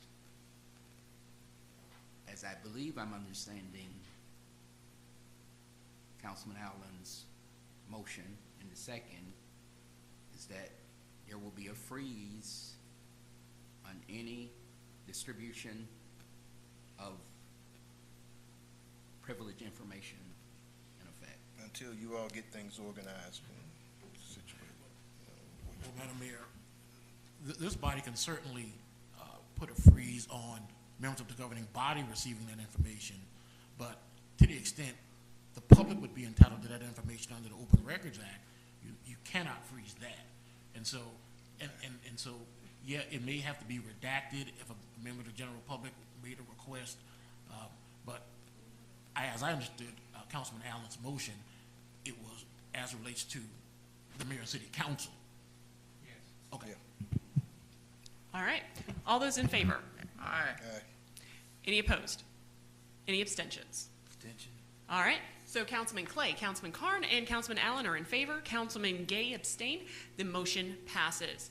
Item 7C is a motion to adopt the Finding the Flint Headwaters Nature Preserve Funding Resolution for submission to the Department of Natural Resources 2023 Georgia Outdoor Stewardship Program Grant. Hello and good evening. I am here to request that Mayor and Council authorize the funding resolution for our 2023 submission to Department of Natural Resources Georgia Outdoor Stewardship Program. Beginning in 2017, the City of College Park, along with several of our stakeholders, began working to purchase the property. In 2019, it was approved by the Board of MARTA for the property to be sold to the City of College Park. And as of last year, it was approved by this same body for that purchase to occur. Last year, we did approve, or you all did approve, a funding resolution for this same grant, and we are seeking to resubmit this year. We did come in number 8 out of the overall selectees, and they selected the top 6. So I do have representatives as well, Brian DeRillis from Aerotropolis, Atlanta, as well as I have Catherine Atterbury from the Atlanta Regional Commission. She serves as a stormwater planning manager, and the Deputy Chief Officer, basically CEO of ARC, Catherine Zich, as well to discuss the regional impact as needed. Thank you, Ms. Hall Garrison. Questions? Councilman Clay? No, I have no questions. I just think it's another great opportunity, and it's just another thing that says that College Park is at the top of its game. And it's going to be a great thing. Not only will it be a good thing for our citizens, but it will draw people into the city and see how great things really are in College Park. That's all I have. Councilman Carn? You know, I took a look at this thing, and we talked about it before. I think we were in the middle of budget, and we're coming out of our budget process, and the money was not here for something, you know, this magnitude. But sometimes when you want to do something, the money is found. And the money was found and connected to 2 budgets, I understand, in an attempt to make this happen. Now, you know, a nature preserve is a wonderful and nice thing. There's nothing wrong with it on its face. But there are greater needs when it comes to parks and recreation right now in this city. And I always say, you know, before you take on a new project, I think we need to properly handle and manage what we have right now. And there's too much need in the parks and the facilities that we have right now. You know, parks are a huge boost for any community. They relieve stress. They reduce crime. You know, it gives folks a sense of belonging to the community. You know, it's a positive impact all the way around. One of the big factors of parks is that it reduces the juvenile delinquency, the crime stats. You make people more aware of your neighbors, your surroundings. It's a good thing. But all of our communities don't have access to parks. This is a great thing. It is. But there are greater needs in College Park right now that I think have priority over establishing a new need. I'll give you one example. I represent a significant portion of Godby Road and a portion of Old National. There is no park on Godby Road. I'm going to say that again. There is no park on Godby Road, and here's why that's important. Now, Ken and I represent this area. The Godby Road corridor is where a majority of our crime issues occur in our entire community. We have land on Godby Road right now that we own that would be within walking distance of the majority of our apartments on Godby Road.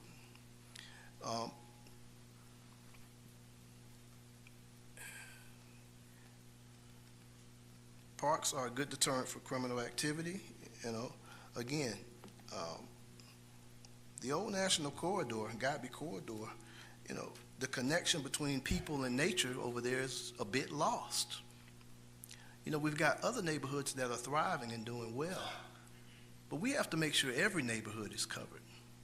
Now, if you have one corridor where 50% of your crime is occurring, it would make sense to make sure you have a crime reducing, stress relieving, crime deterrent like a park in that area where it's sorely needed.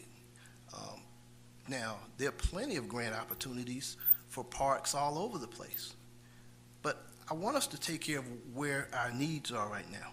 And we have 4 wonderful parks right now. And finding the Flint is great.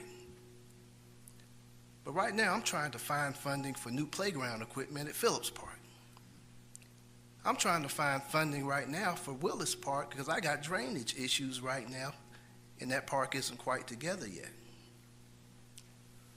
We've got to take care of what we have right now before we take on new projects, y'all. And it's nothing wrong, again, with a nature preserve. But a nature preserve that's in the upper north corner, and I wish you had a map of where this is, it's a bit far removed from the residents that are probably in need of parks and recreation as well. I think a lot of times what we do inadvertently is we cater to projects that cater to a certain segment of residents. And folks, we're forgetting about residents that can't get up there. We're forgetting about residents that need parks within a walkable distance. You know, I consider parks and recreation public safety, and I've said it up here before. It's public safety. The police department and fire department are not the only public safety departments in this city. Parks and recreation is public safety. Public works is public safety. But parks and rec in particular, because at the end of the day, a big reason why we budget for parks and recreation is to lessen the chance of all heck breaking loose in our communities. We've got social and economic factors that go beyond what government can fix. These young people, they need outlets. They need things that they can do. And those things need to be available for them as close to them as possible. So I'm not against spending this money for finding the Flint, but I think we need to put the money into what we have right now. The other thing is communications, and we talked about communications. The vast majority of the participants in parks and recreation, since we're talking about another recreational project, the vast majority of folks are not residents that participate in our parks and rec program. If you want to know the reason why that is, well, I will tell you. Generally, the vast majority of our residents aren't aware of all of the opportunities. Again, this is an issue of communications. I represent a lot of apartment communities. I've represented this entire city as county commissioner. And generally, a big problem is some of our lower income folks don't get the communications that some of us have access to that may be homeowners, for instance. Our parks and recreation programs are needed in our apartment communities more than ever. But if they can't afford them, if they don't know about them, it's kind of hard for them to participate. Now, we have programs, we have basketball, we have football, we have soccer, we've got karate.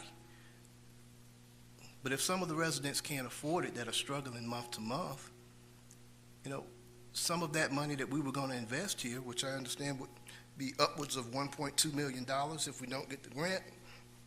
If we get the grant, $800,000 or so. That money could be used to give a reduction for folks in need to participate in the parks and rec programs that we have right now. Because again, the vast majority of people that are participating don't live in the city of College Park. And that doesn't make a whole lot of sense to me. And I don't think it makes sense to most of the residents in this city. Because I represent the residents in this city. And that's wards 1, 2, 3, and 4. And at the end of the day, my obligation is to the residents of this city. But that means all of them. We got some pretty good neighborhoods in certain pockets. But we got other pockets that need a little more parks and rec as well. Again, we have land that we own on Godby Road, down across from, what is that? It's close to West Fayetteville Road there. That'd be a good place for a park. But I think we need to see some of that. Now, we have a rec center there at Godby, and that's a good thing, but it's not a park. We need a full park in that area.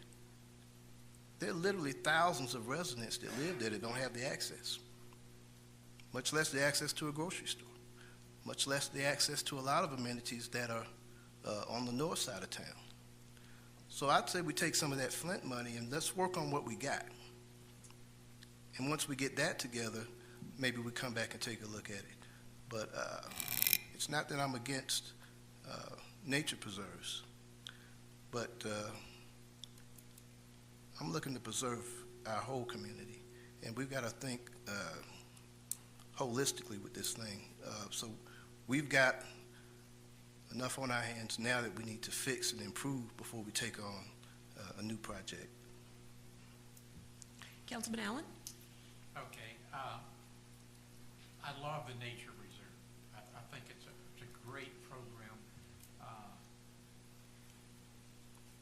This program is going to be one that the College Park Elementary School can take their kids over there, park their buses, go in and learn about nature. This is one that Park Lane Elementary School can use, where a lot of our kids go. This is one that Woodward Academy can go and use to enlighten their kids on nature, which I think is great. It's my understanding that also they're looking at bringing the belt line. Can you explain the belt line coming and attaching into this nature preserve? Yes, I actually would like to call up Catherine, if okay, because this is a project that is being really headed by the ARC, and I think that she would best be able to describe the entirety of the project as a regional amenity. Good. Okay. Thank you. Mayor, members of the City Council, I'm Catherine Zitch. I am Deputy COO at the Atlanta Regional Commission. Pull the microphone up, please. Thank you. Or I'll get shorter, which is better. We are working together with a group of communities and Aerotropolis, so it's East Point, College Park, Hateville, and Clayton County, to look to really boost this region. The south side, I think, has been left behind for a while, and the goal is to connect this park, the Headwaters Park, north to the Beltline, west to the trail you talk about having come down College Park Main Street, and then College Park and the airport, so that citizens from across the region, not just College Park, to the councilman's point, but across the south side, can really connect to the job market, the economic opportunities, and bring the communities together in a way that hasn't happened. The idea is a multi-purpose trail that would pass right past Headwaters Park. Now, that's one vision that the ARC talks about in elevating the south side. The other vision is, of course, finding the Flint, which you've talked about. It happens that this is the Headwaters Park because it is where the Flint daylights. We are in College Park where the Flint first becomes a water body that is not underground. It is also a catalyst for the Finding the Flint project, which goes southward, as you know, under the airport. The trail won't go under the airport, clearly, but around the airport to the south. So the idea is this is part of a broader network to bring economic development to this region while also connecting to the Beltline and the opportunities north of here to provide more for the citizens of College Park than they currently have. Okay, thank you. And just to add, as she mentioned, it is listed as a catalytic project. If you remember back in 2021, City of College Park participated with the Aerotropolis, Hateville, and East Point on the Livable Centers initiative for the Willingham Corridor Study. In that study, the Headwaters Nature Preserve was listed as the catalytic project to spur development along the Willingham Drive. So just wanted to bring that back to remind you. And I understand, because I went out there and helped planting some trees. You all planted a bunch of trees at the Tracy Wyatt Recreation Center, and you're looking at grant and funding for a walking trail around that, which is right next to the playground at the Tracy White Center. It's not actually a park, but yet it is a place where parents can go and take their kids. There's also, swimming pool and other facilities there, so. Yes, sir. It would add an outdoor passive recreation amenity to the Tracy White Recreation Center. We did receive, as you all may remember, a $12,000 donation from CleanSpark towards the development of that park, and it will be coming back before you, hopefully, for the budget amendment so that we can bring that back to fruition.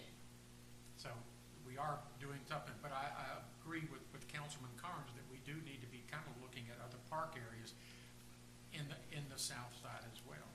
But I think it's a good program. I think it's great for the neighborhood. It's great for the schools, for the nature reserve. Councilman Gay? Ms. Garrison, did anybody receive the grant that we bidded on? There were 6 communities within the state of Georgia, the closest being Clayton County, who received it for a larger scale project. Of the projects that were received, they were all very much of a larger scale compared to ours, but we did score very competitively. But no one received a grant?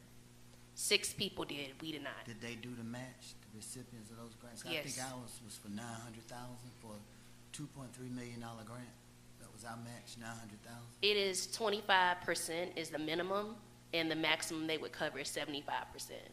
So the amount that I placed before you is $780,580 with another, if grant assistance received, outside grant that we're currently waiting for federal approval of, $1,280,580. And my second question is, she said this is where it see daylight. I thought the original water that come out the ground was further up in Hateville. Can she confirm that? I can confirm that for you, and yes, sir, this is the first place where it daylights once it gets out of East Point. Once it get out of East Point? Yes, sir. It originates in the spring, beginning in East Point. If you're at the... that's what I'm saying. I thought, when y'all first brought it to us, I thought this was the original seepage before it go up under the airport. I didn't realize Yes, sir. you could see it further up. No, you cannot. This is the first place that it daylights where you can actually see the Flint River stream as it rivers and flows before going to the airport.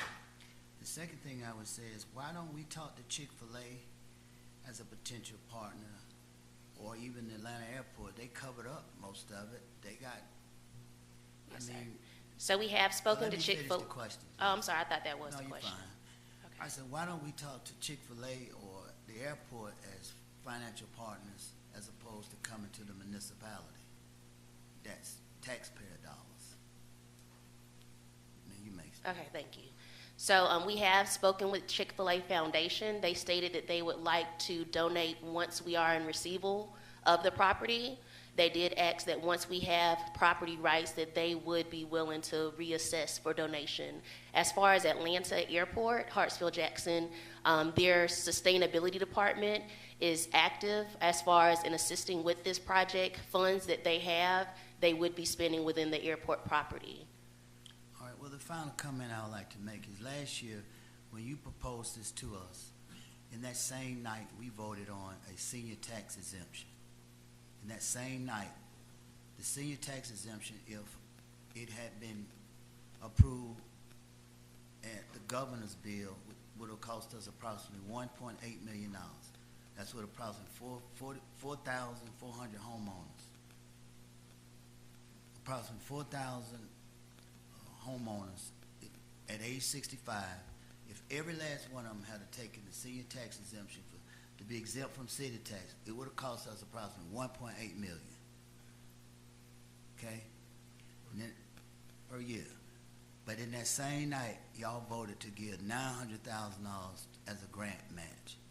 And what I'm saying to you is, it's nothing against the Flint, it's nothing against conservation.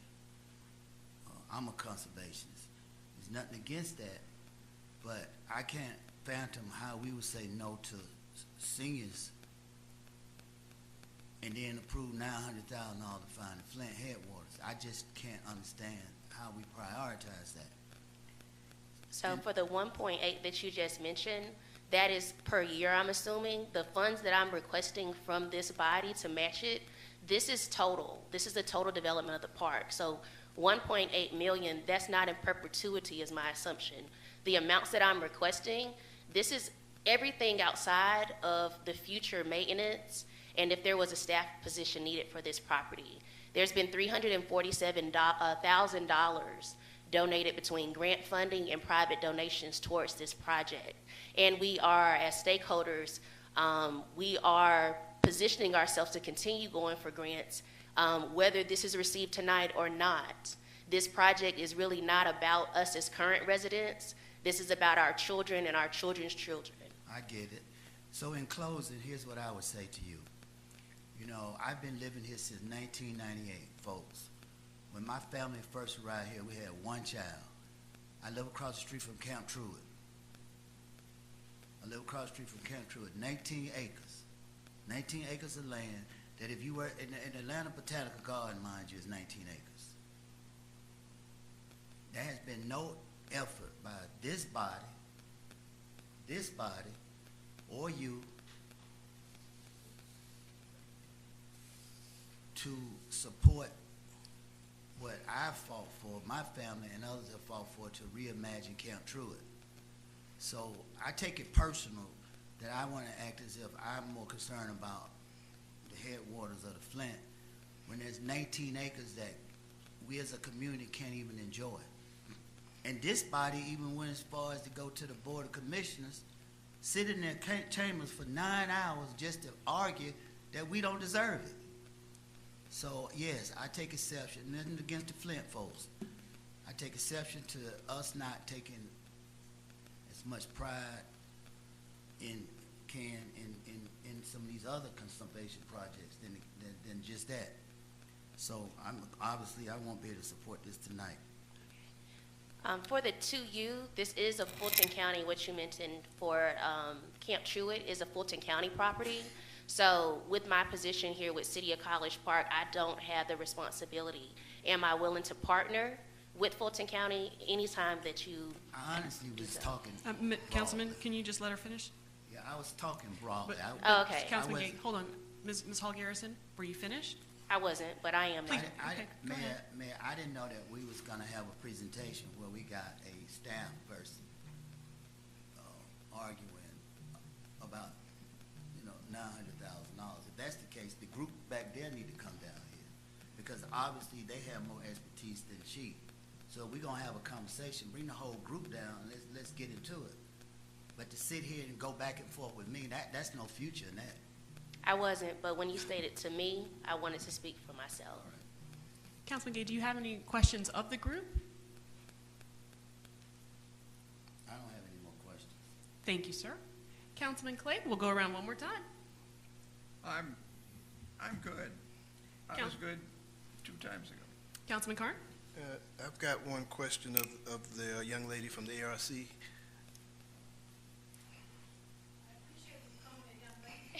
Well, that's what that's what I see.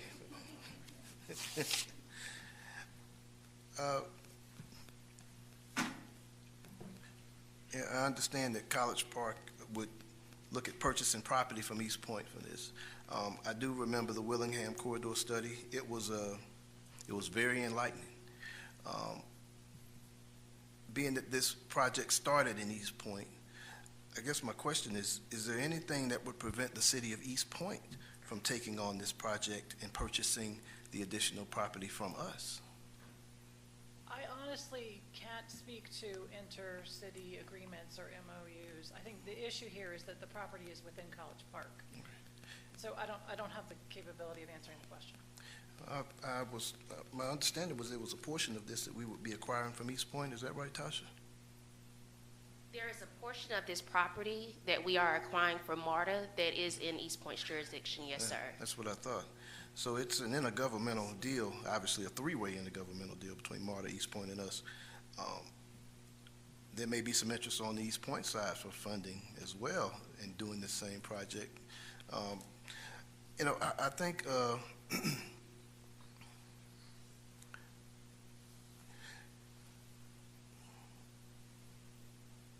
there are gonna, of course, be significant needs for this park. It's gonna be, I guess it's gonna be the largest park the city would have, so obviously there's gonna be additional staff and the substantial maintenance and upkeep and the whole nine with it.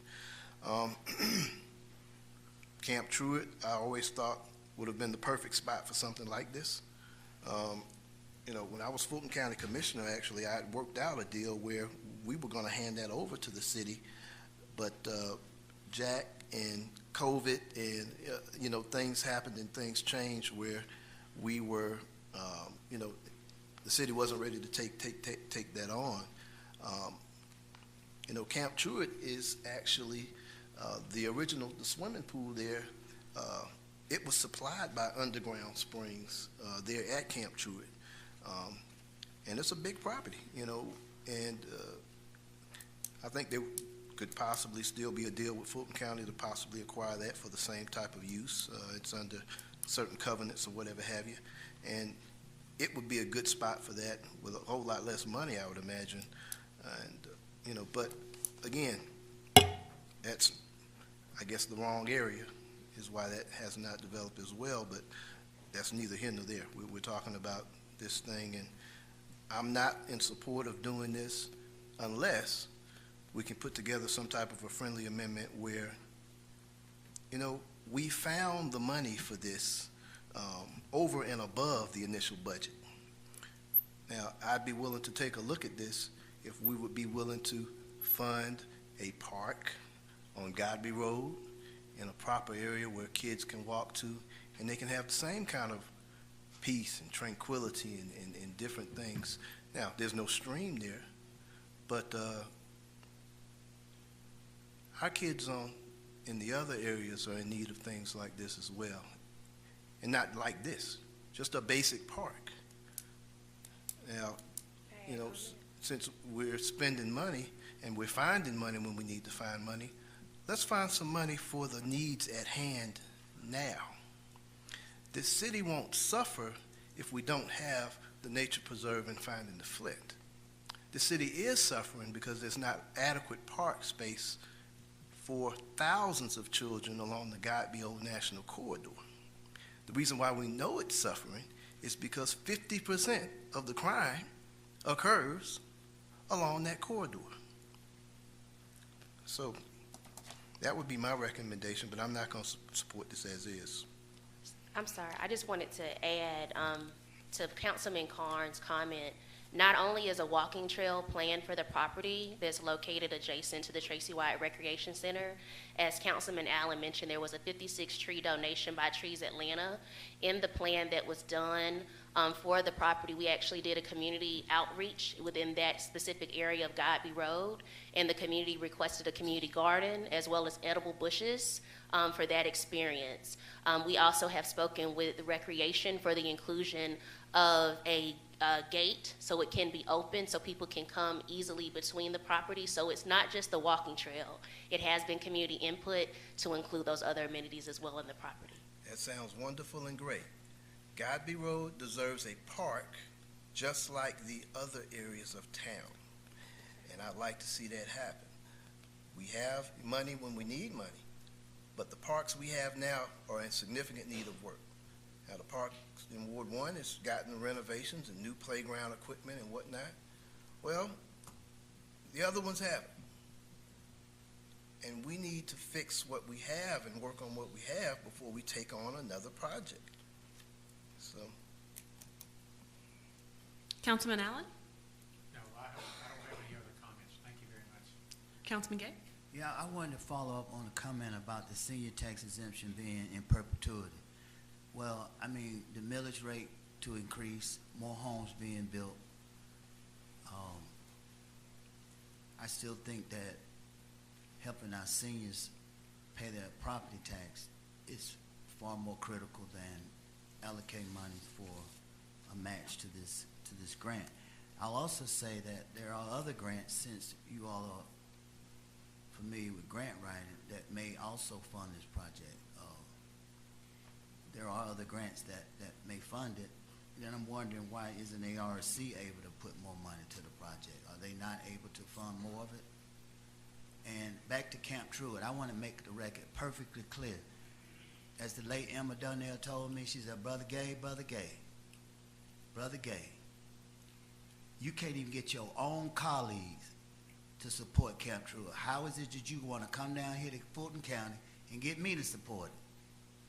So I say that to say this. At any given time, Fulton County would be gladly to hand over Camp Truett to College Park at any time. That we make a commitment that we will reimagine it, redevelop it for our citizens. And to Councilman Corn's point, there's water over there where that pool is. So I just want to be clear that Camp Truett could be a project that City of College Park could take on. So I'll ask, bundle these projects, bundle green space on Garvey, bundle Camp Truett, and bundle this, and that could be a good buy-in. Thank you, sir. First, I do want to be clear because we actually do have our residents are deciding on a tax exemption for senior and disabled people this fall. And I wouldn't want anyone to think that that was not the case for both low-income seniors and low-income disabled folks. And I am gracious to this body for being in a space to have that occur. And also, in terms of our park investments, I know that Phillips Park has received almost $1 million in investment in the last several years. And so I don't know that it's necessarily accurate to assert that our parks, one park is getting everything and one park is getting nothing. I do agree that we need to take a look at ensuring that we have green space for all.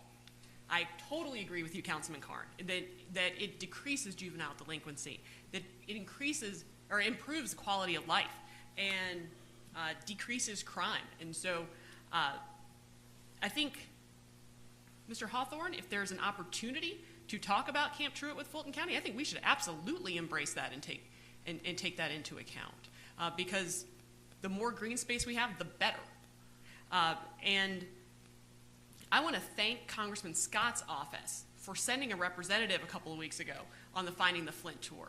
I think it shows the investment and the interest not only from our regional partners at ARC, but our partners in Washington and the excitement around this project, because it really is it is a transformational project, not just for College Park. And one of the things I don't think that we've talked about very much is the opportunity for this to improve the quality of the river itself for folks downstream, which in a number of ways, not only improving water quality, but improving the frequency that people, that our neighbors in Clayton County are experiencing flooding as well. So there's a lot of different things that are going into this project. So I just want to thank you, Ms. Hall Garrison, for your dedication on this particular project, and also for your dedication to the south side of our city. Because as we were talking about this, I was thinking about all the ways in which you have been working to improve the quality of life for our residents, not only throughout this, not only on the north side, but the entire community, because we are one College Park. And I see this as an opportunity for all of our residents to enjoy this amenity, if we can get there. Ms. Fallord Bradley, I do have a question, though.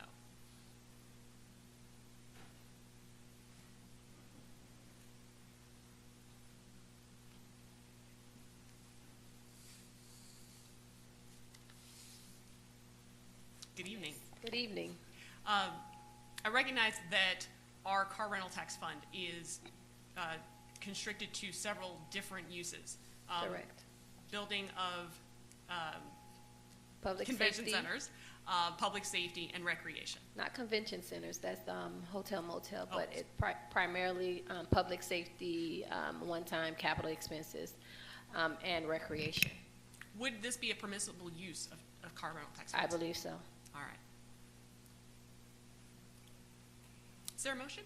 You're talking about the Godby Road Park, would that be a permissible use, or?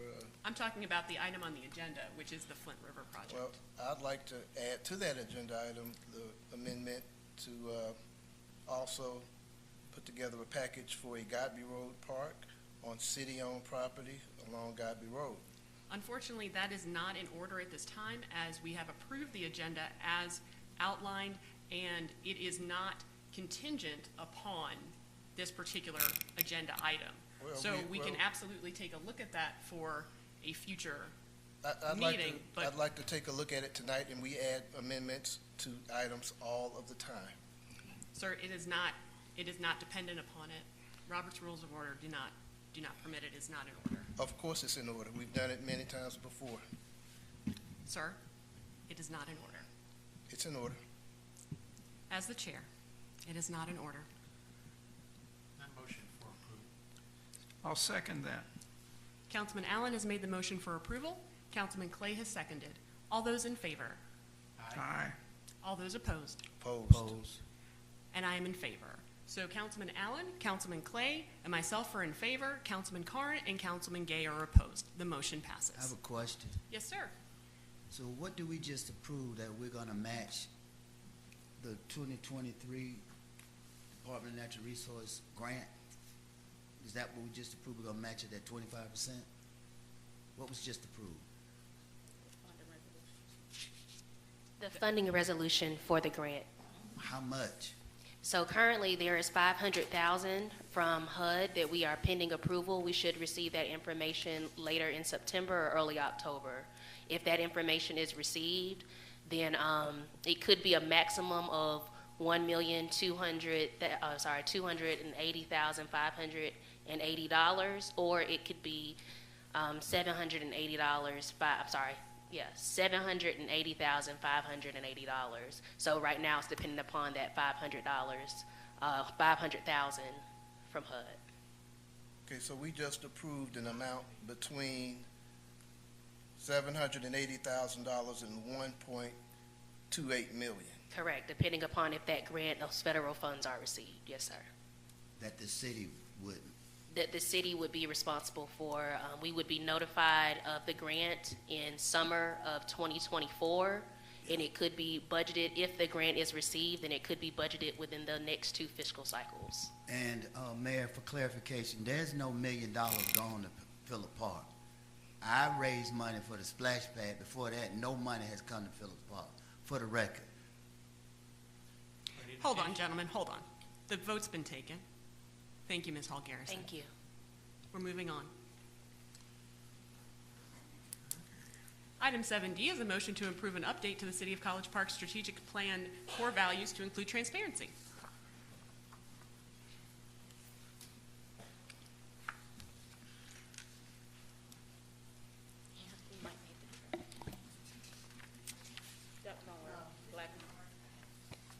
Good evening, Mayor and Council.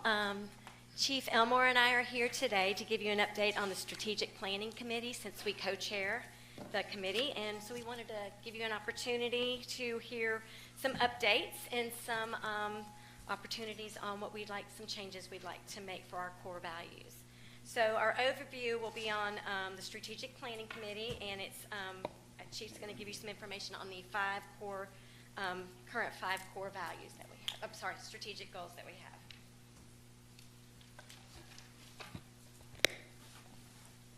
Good evening, Mayor and Council. Good evening.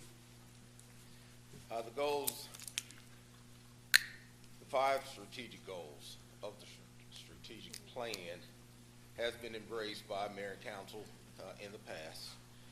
All city staff are charged with the responsibility of working to achieve these goals.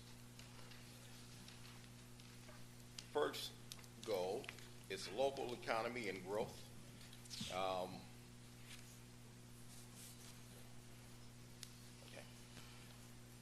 Well, the first goal is local economy and growth.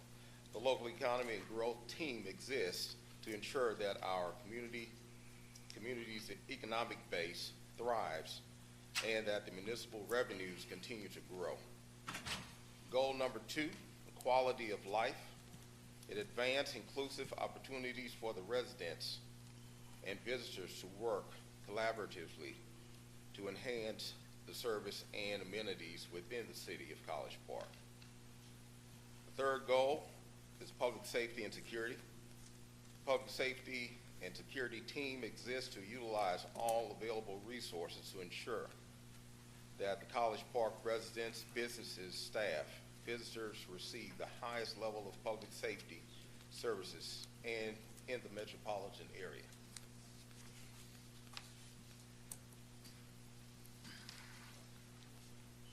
And goal number 4 is transportation and mobility.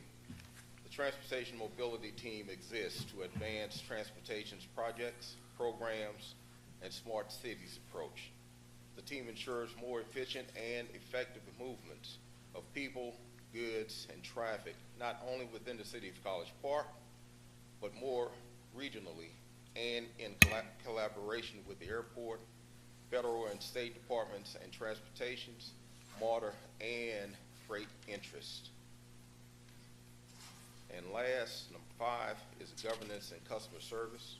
The governance and customer service team exists to ensure that each department and each employee is efficient and transparent with all resources. The team will make sure that employees have the tools, resources, and training to do their jobs and to meet the standards of excellence as they serve the city of College Park residents, businesses, staff, and visitors. And with each goal, we do have a committee. Committees are set up for each goal. And for the local economy and growth, we have committee members, Michelle Alexander, Mercedes Miller, Hugh Richardson. We also have the quality of life. The members for that committee is Michelle Johnson, Marcus Robinson, Dean Behune. For the transportation and mobility, we have Brecca Carter, Dr. Aditiran, Jackson Meyer. For public safety and security, you have myself, Chief Rogers, and Michael Hicks. And for governance and customer service, we have Althea Bradley, Dr. Baker, and Shavila Ames. So also with our strategic planning committee, we have been meeting since the new strategic planning goals were put together, and we now formulated some new committees based on our new city manager, and Chief just went over those. But some of the things that we wanted to come to talk to you about were our core values. So we've had some core values that are beliefs that shared among the leadership of College Park and its various visitors and constituents. Core values drive the organization's culture and priorities and provide the framework in which decisions are made. Core values is a promise to our businesses and our residents, our neighbors, to work hard and build a community-wide culture. And goals for the city of College Park we will build upon for these core values as its leadership will focus on creating a community wherein people can live, work, and play all in one place, which is what we're becoming our motto here for the city of College Park. But we're coming here today to discuss adding to our core values a word that I've heard said several times this evening, which is transparency. And so I've listed some of the what transparency means. So transparency in the workplace is a philosophy that promotes open, honest communication among employees and all levels of the organization. Why workplace transparency is important to the roles of public servants. A transparent company culture contributes to a high employee satisfaction. I can't say that word tonight. Satisfaction. I can't say that tonight. Chief, will you help me with that? I can't get it out this evening. Go ahead and help me with that word. Satisfaction. With better retention and stronger brand reputation overall. I normally don't have any problems with saying that. You're doing great. You're doing great. Adding transparency with the core values with the word professionalism is what we're proposing this evening. Acronym with the core values, with adding transparency, with moving away around our core values will bring about and spell out the word health. which our city manager says it would be fantastic on helping to remember what our core values are with having that acronym. So a positive acronym such as HEALTH is an easy reminder of the importance of the values that should drive the community builders every day. And as community builders, we would have as our core values that it would be hospitality, equity and inclusion, advancement, leadership, adding transparency with our professionalism, and then harmony would spell out health for us, for our core values. So something we wanted to bring to you that we thought was important to add with transparency to our core values. So just wanted to have an opportunity to bring that special word, an important word, as servants for the community to y'all to let you discuss. So, Councilman Clay? Oh, I'm sorry. I didn't mean to interrupt you, Ms. Johnson. Nope, that's right. So any questions? Councilman Clay?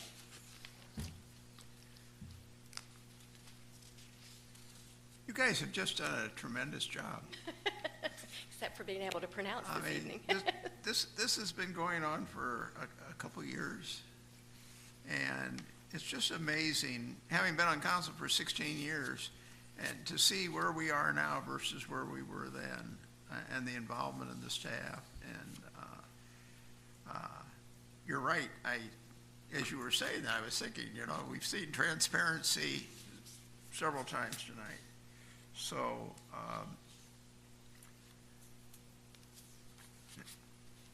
this city has never been more transparent. Thank you. You are the perfect complement to what the staff has been doing. And I like the acronym, because I always have a hard time remembering things unless I have an acronym to go by. So that's a side benefit, not a motivating factor. But no, I think that I'm just very pleased to see this added. I think it's a perfect addition, and we're living it. So why not put it in? That's all I have. Sorry. Councilman Carr? Michelle, Chief, every word, music to my ears. Really glad to hear this, City Manager. That's what I call progress, and getting things organized and getting things aligned up correctly so that we can move forward. Now, all we have to make sure we work on is, and I know you're going to take care of this, implementation, adherence, and accountability. Once we got that locked in, the sky's the limit. So yeah, absolutely, 100%. Councilman Allen? Now, this is a great addition. I just thank you all very much for bringing it. I do think it's a great acronym. I can remember that. It's very good. It comes in perfect. So, again, City Manager, thank you for keeping us on track with this. Really appreciate what y'all are doing. Councilman Gay? No comment. Is there a motion? So moved. Thank you, Councilman Clay. Is there a second? Second. Thank you, Councilman Carn. If we could just make sure that we're getting one person speaking at a time, it helps our court reporter. All those in favor? Aye. Thank you, gentlemen. That is unanimous. Thank you. Thank you. Item 7E is the first reading of the adoption agreement and general addendum to the City of College Park Defined Benefit Retirement Plan Amendment. Good evening, Dr. Baker. Good evening, Mayor and Council. This agenda item allows the first reading of the adoption agreement and the general addendum to the City of College Park's pension plan. The pension committee approved the rule of 75, minimum age of 50 for police officers, firefighters, 911 communications, and jailers. The pension board also approved the rule of 80, minimum age of 55 for participants not considered police officers, firefighters, 911 communicators, and jailers. The pension board also approved increasing the benefit multiplier by 0.25% for all effective public safety participants. They also approved a one-time 8.7% cost of living adjustment for current retirees and beneficiaries in payment status. And they lastly approved to add to the pension committee a general employee position, an individual or an employee not considered public safety. This is just for reading, no action is required. Questions for Dr. Baker? Councilman Clay?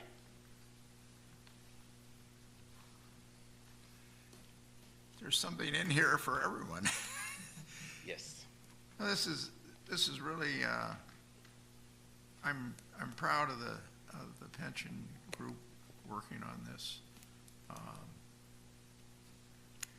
The one thing struck me when you were talking about the rule of 75 and 80, how do we now compare with other cities? Good question. I have the representative from GMA, Ms. Michelle Warner, who can speak to that. Michelle, you want to come up?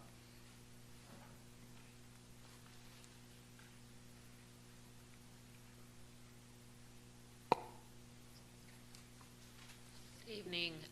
It's kind of difficult for me to offhand say who's got what. If you want to ask me specifically something, I can maybe answer it.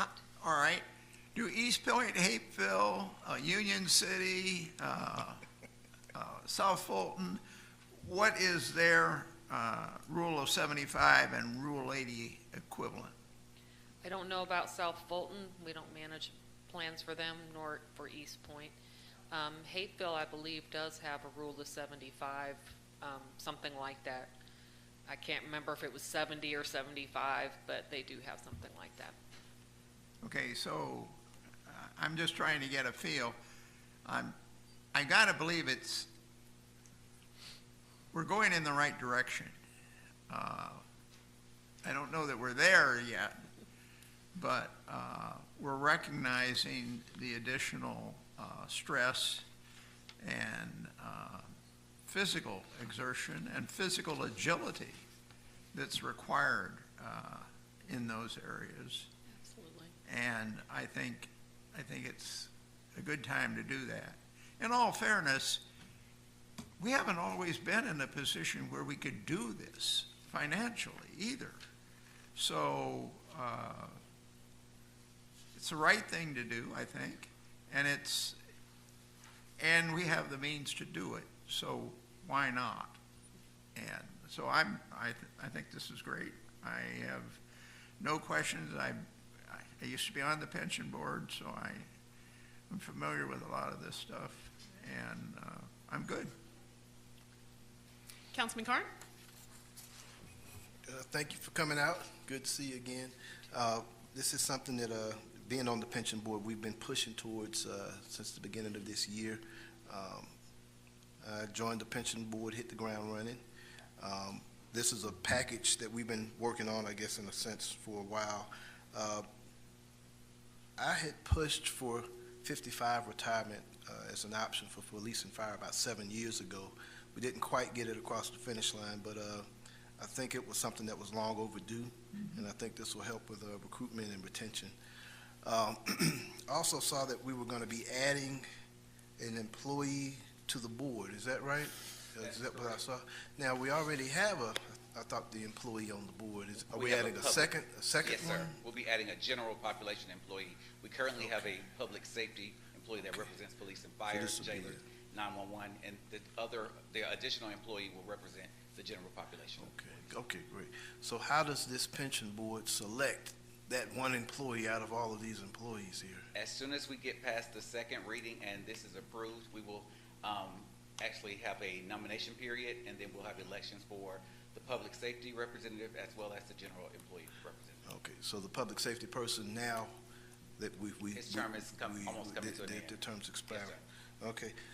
Obviously, this is a no-brainer. We're glad to do it. And staff, we want you to know again, I say it up here all the time. Yes, the number one customer is the resident, and I still say that without question. But I think there's no doubt up here that anyone can see in terms of, since I've been up here the last 2 years of this term, that I have been an advocate to make sure that staff gets what they deserve. And I have fought probably as hard as anyone up here to make sure that staff got what they needed, not eventually, but as soon and as immediate as possible. I understand, there used to be a time in College Park where 20 years of service, 25 years of service was very commonplace for hundreds of employees, and that was very commonplace. We've got to raise the bar to make that commonplace again. Retention is very important, and we take it seriously. And I hope GMA sees that. I hope our staff sees that, because you really give a huge chunk of your life to this career, and over the years it becomes next to impossible to detangle yourselves from the city and the career. So we got to work to do a better job, and I think we've been making good progress these last 2 years. So, yeah. Councilman Allen?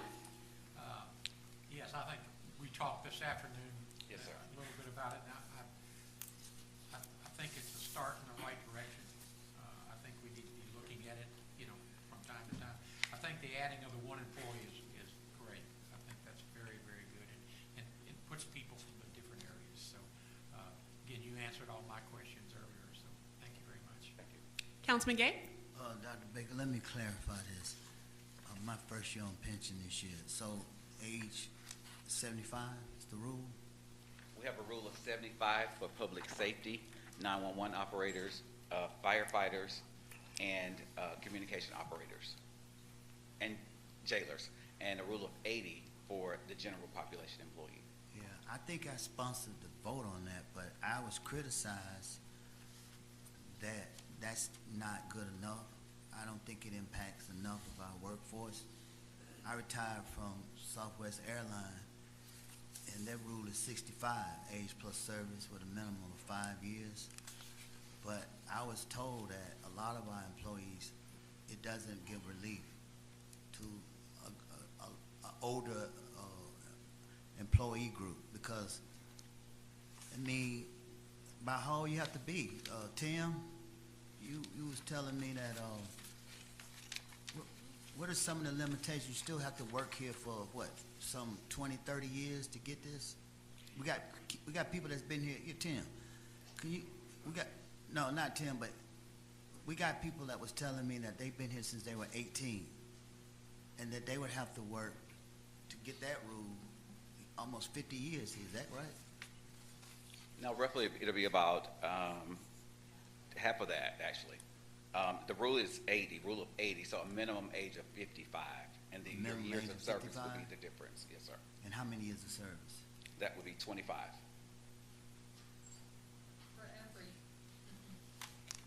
For every year of service under something like this, they get 2 credits because they got 1 year older and 1 year of service, so that's why it's half that.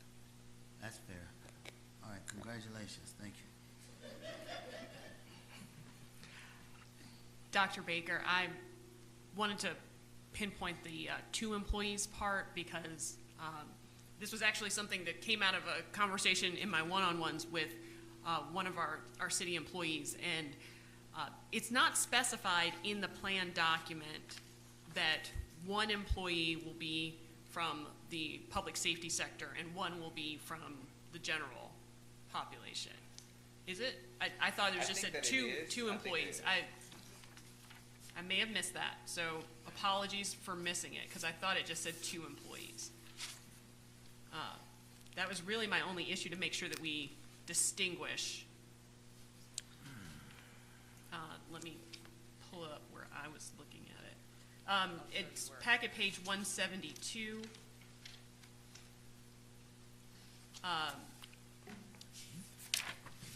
The 2 eligible regular employees elected annually by vote of all eligible regular employees. Is there greater detail somewhere else that I missed?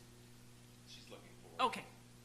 It should read as 1 public safety employee and 1 general employee. Right. I just want to make sure that we are distinguishing, to make sure that we get the representation that we were looking for. City clerk, 3 members, council.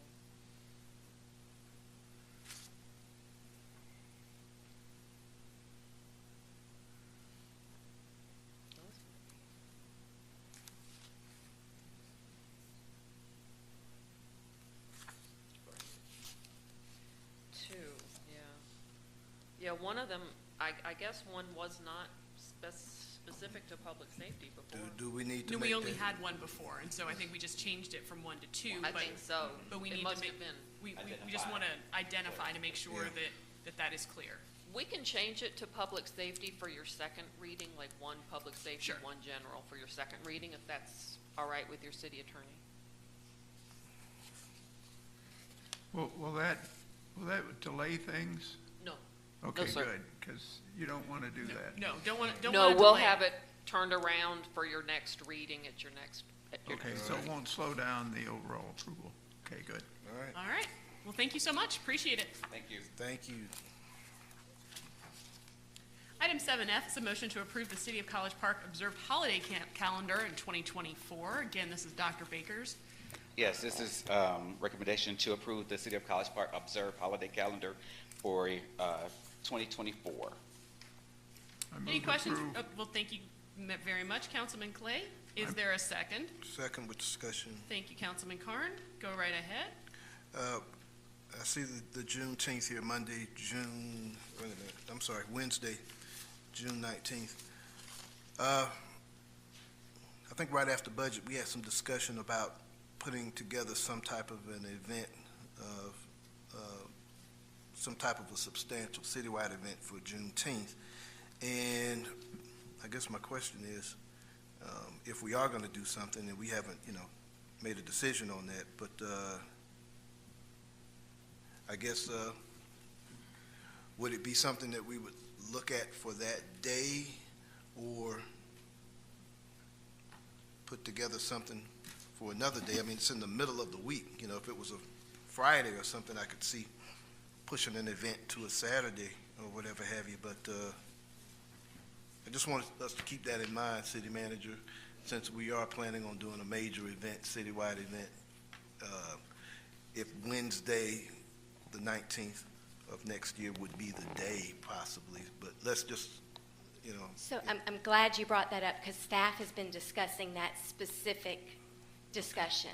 Since it is an official city holiday, would we want something the day before, the Saturday? We have had multiple discussions on, so, we were thinking the day before or Saturday before. well, I was thinking the day of, Okay. on Juneteenth. So, typically on those holidays, Christmas parade is not celebrated on Christmas. A lot of our activities, Thanksgiving luncheon's not celebrated on Thanksgiving. So, that was the direction that we would like to understand so we can plan appropriately. Well aware. However, with this holiday, and again, we've got to look at this from the residents' perspective and work our schedules around their preferences. Absolutely. And I think that day is going to be the day from the residents that I've talked to and from my thinking. But again, that's just me. So I don't know how we plan that out or work that out. Yeah, and I would have put that, I'm sorry. Not, I not would've- that you need a full complement of staff to have an event, No, absolutely, and I would have put that on our holiday, on our event schedule, but that was not something budgeted for this fiscal year, but we will work on doing that. Well, we budgeted a lot of extra stuff that wasn't in Yeah, the initial so budget. absolutely, so, All right. so has been a discussion. Okay. Councilman Clay? Any discussion? Pardon? Any discussion? No, I would have thought that the Monday would have been a better day simply because it gave everybody a 3-day weekend. But I'm good with whatever people want to do. You mean in terms of just making the off day Monday for staff, or? Right now, you got Juneteenth is Monday, June 19, 2023, right? No, sir. Well, this year, but the holiday schedule for 2024 is on packet page 234. Yeah. It's on a okay. Wednesday, Sorry, I'm on the wrong page. next year. But I would have thought that, that it would have been more useful to have it on a Monday, simply because it gave people a 3-day weekend. Ambrose, you got a point. And that would resolve the issue of having enough staff to have an event on Wednesday. City Manager, what do you think about that? I mean, I want us to recognize it for our residents, obviously. We want to give staff the holiday. Now, if staff would rather have the Monday, so you get the 4-day weekend deal or the 3-day weekend as opposed to Wednesday for staff, so that they can accommodate us on Juneteenth, which is the Wednesday. Is city manager, you all work it out. And I would be fine with either or. You know, when the employees celebrate it is, you know, it's fine. We have to make a decision so that the calendar tonight, so the calendar can be put out. Well, I'm not against the Monday for staff, if that's better for staff, but I want to make sure we're able to accommodate and have an event Wednesday of some sort, that way we have staff on board to have the event Wednesday without any, it's easier to. I would like to say that employees that do work on holidays are compensated for holiday pay, so that's also an option. Well, if our holiday is Monday, I guess they get the compensation for that off day. So are you saying we would compensate them for Monday and for Wednesday? No, I'm saying if the holiday falls on a Wednesday, so employees that work on the holiday will be paid holiday pay in addition to hours worked for that holiday. Okay. I guess that defeats the purpose of having the Monday. So Correct. do they get paid for Monday? They will work regular Monday, work on Monday, and those employees that work on Wednesday will be paid holiday pay plus the hours that they worked. Okay, I think you're missing what I'm saying here.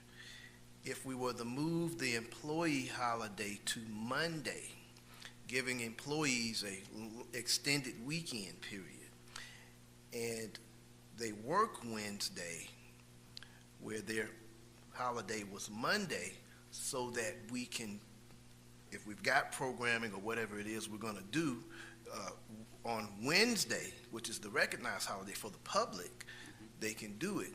So just they don't changing get the paid Wednesday on holiday both to days. Monday for the employees. I mean, but that doesn't mean that so their payday and holiday is Monday versus Wednesday. They come to work Wednesday. Correct. It's the pleasure of the board or the council. What's your gut, though, Dr. Baker? The longer weekend? It's the pleasure of the council. I would tend to agree with the sentiments of Councilman Clay and Councilman Carn, but as Dr. Baker said, it's up to you. I'm sorry, Stanley. Go ahead, Councilman Allen. I'll share my thoughts later. I think Monday, again, long weekend means an awful lot to employees. That's good, in my mind. But also having that day off in the middle of the week. It's nice. We already asked your opinion. But it's the pleasure of the council. Councilman Gay? No comment. Juneteenth is the commemoration of the final enslaved persons getting knowledge that the Emancipation Proclamation had been signed and they were free. And it took a whole heck of a lot of time to actually make it happen. And June 19th has that significance because of that. And I understand the argument for the 3-day weekend, but Independence Day is also falling on a Thursday next year. So do we bump that to Friday? I mean, I get it.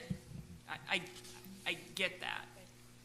But I think the significance is in June 19th. And everyone else, the federal government is going to be observing Juneteenth on Wednesday, June 19th. Is the state government observing it? I don't know. Yes. They are, and Okay, schools the are state, also the state is closed. holiday. Schools the are state also is- closed as well. Yes, holiday, right. yeah. So I think it may, I like the sentiment, but I think it may cause a little bit more disruption for our employees not to be aligned with the way it's being observed on all other levels. Well, two things I'd say, Dr. Baker. First of all, as long as we're having something to recognize Juneteenth to the public on that day, on the Wednesday, that's number one. Number two, you know, that got me to thinking about something, man, and we're all very aware of what Juneteenth is. But it got me to thinking about something. She mentioned Independence Day, for instance. And Tim, I'm sure you can relate to this. All right, y'all. regardless of what the tradition is, I understand what there's tradition and we have options, but let's look at Independence Day for a minute here. Now, a lot of our issues on holidays is that staff's not here, and there's some staff that have to be here, for instance. You know, our police officers don't get holidays. Somebody's working on Christmas Day. Somebody's working on July 4th. Fire is going to be working and manning that station, holiday or not. I think there are a couple of other departments that need to be somewhat on a skeletal operation.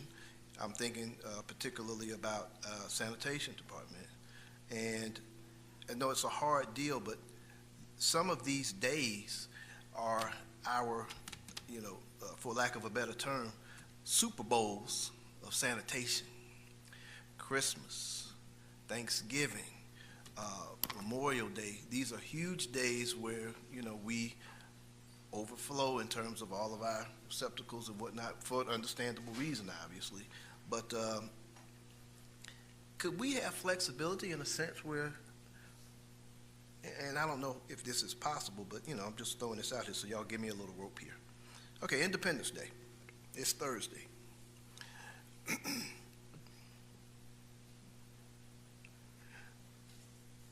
Could we give staff an optional day that Thursday or that Monday? Is that possible, or does that just completely screw the whole thing up? The whole idea was to align with the federal holidays, but it's the pleasure of the council. Well, and we want to align with the federal holidays. I get that, but it was just a thought in the sense where you may have some staff that says, "Well, I'd rather have that Monday for Independence Day," and we could use a few people here in certain departments on the 4th. The people that work on the holiday are paid for that day, regardless if they work or not. You know, I guess and those that work are paid in additional. I guess what I'm asking about is, I mean, conceptually a flex holiday where you could have, if I'd rather get the Monday to connect to my weekend and work on Thursday, which is Independence Day. I mean, I don't know how difficult that would be, It but would be a payroll nightmare. okay, well, if it's logistically not possible, then okay, but you get what I think the mayor made the key point, and that is Independence Day was Independence Day for everybody but the enslaved people. And Juneteenth, June 19th, was Independence Day for that. Right. And it makes sense. No question, no question. So we keep it on the days, being that they're in the middle of the week, I'm fine with that. But I'm going to move to approve. Okay, Councilman Clay has moved to approve. Is there a second? Second. All right, discussion, Councilman Carr? I just wanted to put it out there for staff. The city wants to recognize Juneteenth, goes without saying, and we're going to recognize it in a major way. In terms of staff, putting the option out there is something that, you know, I thought was a great idea. Whoever was the first one to mention that, I think Ambrose, you were. It wasn't a bad idea. I wasn't appreciating the full significance. Well, as long as the city's recognizing the significance, that's the important thing. And it puts us in sync with the federal. It does, yeah. All right. Any further discussion? Hearing none, all those in favor? Aye. Thank you, gentlemen, that is unanimous.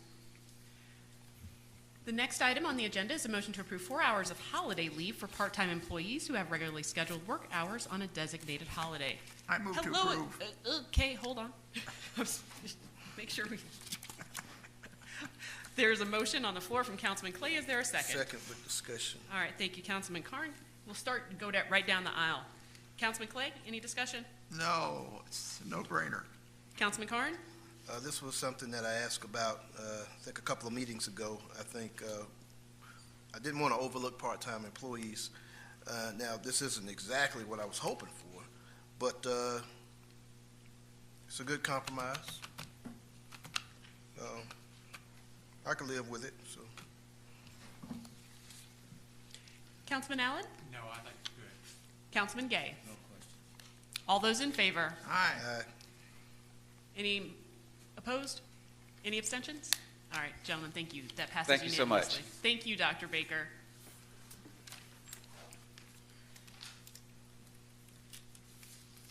The next item on the agenda is a staff recommendation to deny display of multiple yard sale signs, approximately 18 by 24, throughout the neighborhood starting October 1st until October 7th for the HCPNA yard sale.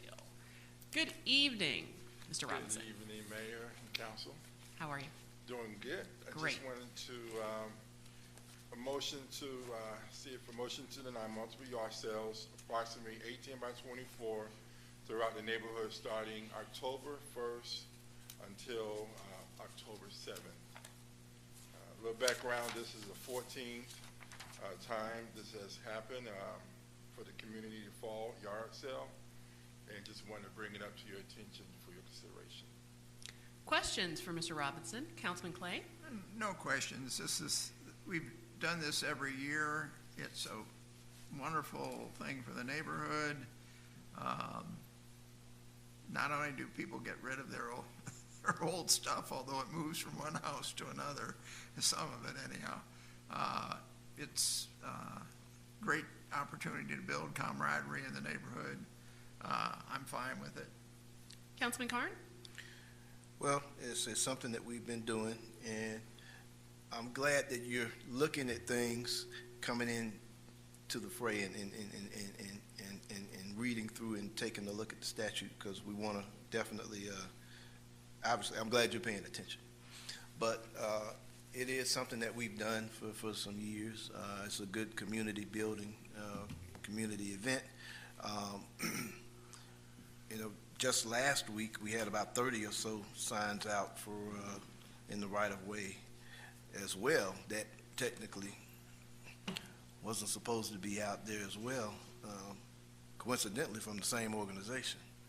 Now, the problem is when other organizations want to do the same thing, we are going to have to be fair as well in that sense, because the first thing they're going to say, City Attorney, I'm sure you can relate, well, you did it for this organization, nonprofit organization, you're going to have to do it for us. Now, there is there's another neighborhood association that wants to do a citywide yard sale that was talking around that, and I guess that maybe they'll be coming to us in the future with that request. And I get where you're coming from. You don't want to open the floodgate. And here comes everybody with signs on right-of-ways because they're a community group too, or whatever kind of group, or nonprofit group. City Manager, how about if we narrow it down to, I guess, how do you say that? You know, what is an official community-based organization? What is that? You know, there are not qualifications for it, and so you have one group. You have the other College Park Citizens Group. Then do you have to include any HOA that wants to do it? Do you have to include other outfits? I guess that's the question. So I get the being precautionary for it. Now we can approve it with discretion, and I don't think anyone's going to be filing lawsuits if we don't let the Hell's Angel motorcycle gang put out the signs on the right of way for their event. But when the College Park Family Reunion folks want to come out and put signs out, and so wants to come out, and such wants to come out, y'all just keep in mind. I mean, I'm for this, and I'm fine with it. I think maybe it just has to be approved by us, approval of the signage. I don't know if we look at approval of the messaging, because we don't want to, again, I get where you're coming from, so I'm fine with this, but I think we need to look at some boundaries of constraint, City Manager, going forward after this one. So, yeah. Councilman Allen? No, I mean, 13 years, this will be the 14th. I think it's great. One thing I would like to see is maybe several neighborhood associations could get together and have one the same day, which, each could have theirs, but it would bring in the whole city into the program. But I think it's very, very good. No comment.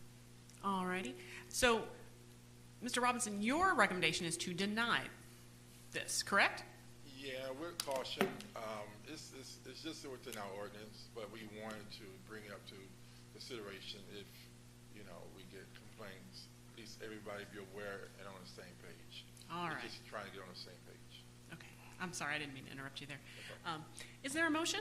So moved. To deny? Move to deny? No, to approve. Okay, thank you, Councilman Clay. Is there a second? I'll second. Well, All right, thank you. with discussion. All right, go right ahead. Councilman Clay, I would add a friendly amendment. We approve this, but city manager, we put together some parameters in place for future requests like this. I'm okay with it. We have a sign ordinance. We have a sign ordinance. Well, going by the letter of it right now, we're a little outside of that technically speaking, but just a little guidance. That's all, you know, I'm fine with it. It's a good event. We want more good events to come into the city. So let's just get some guidance on it after this. Madam Clerk, are you clear That on way the, everybody does. on the motion? I didn't hear him do the friendly amendment, so no.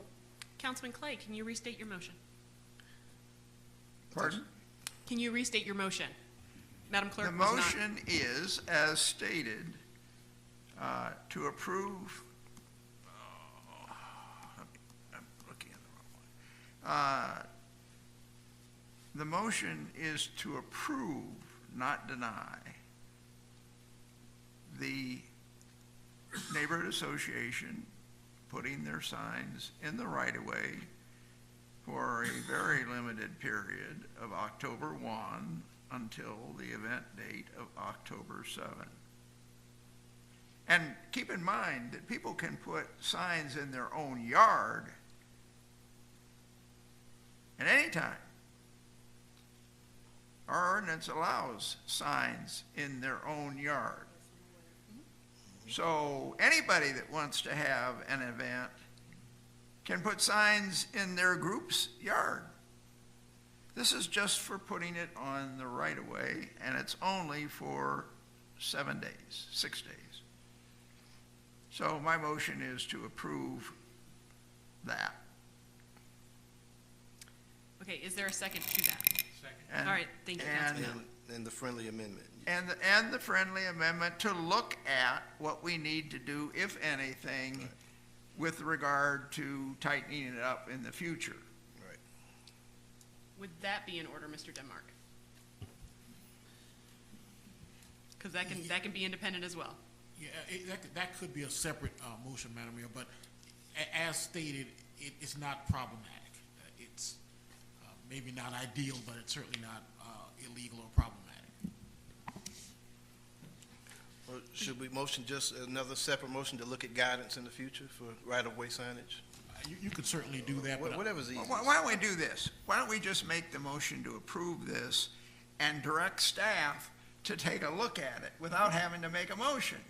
Which is pretty much what we did, but Yeah. I just wanted to codify Yeah, it but that way. Okay, So hold staff on, is gonna look at hold it. on, gentlemen. Same All right. thing, So same Councilman Clay, your motion is to approve display of multiple yard signs approximately 18 by 24 throughout the neighborhood starting October 1st until October 7th for the HCPNA Community Fall Yard Sale. Is that correct? Well said, Mayor. Is that correct? Is that your motion? Yes, it is. And Councilman Allen, you have seconded that motion? Yes. All those in favor? Aye. Any opposed? Opposed? Okay, so we have Councilman Clay, Councilman Carn, and Councilman Allen in favor. Councilman Gay is opposed, and there is consensus from the body to examine some parameters around signs. All right. Thank you, Mr. Robinson.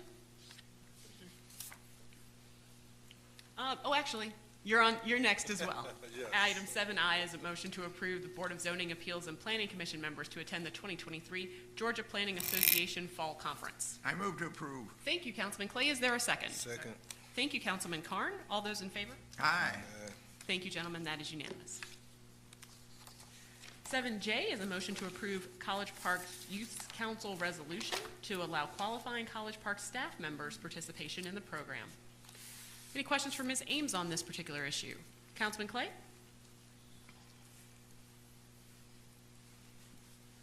So this is children of employees, even though the employees don't live in the city, correct? Correct.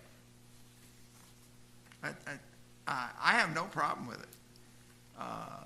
It just seems kind of strange if they don't live in the city, then their children maybe are not going to school in the city. They might be. If they're going to Woodward, they would be in the city. I have no problem with it. I'm good. Councilman Carr? Well, I have a couple of issues, and it's not that I'm against employees having their children participate in city activities, but here's the reason why. Now, I remember when Cynthia put this thing together. I think it was a great idea. I guess it kind of never really got off the ground, more or less. We had it going at one point for a few years. When I got back into office here, I saw something about a youth commission, and it allowed kids that attended school here.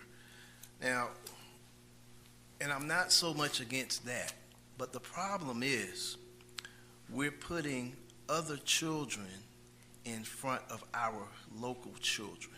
And here is what I mean by that. Again, communications. Communications. If we're not communicating to our community, a huge segment of this community gets cut off and excluded from these activities. And I don't want to say that it's intentional. I don't think it is intentional. But it's happening. And I don't know if you all have noticed the last couple of meetings, there's been a pattern here of certain areas being a bit disenfranchised.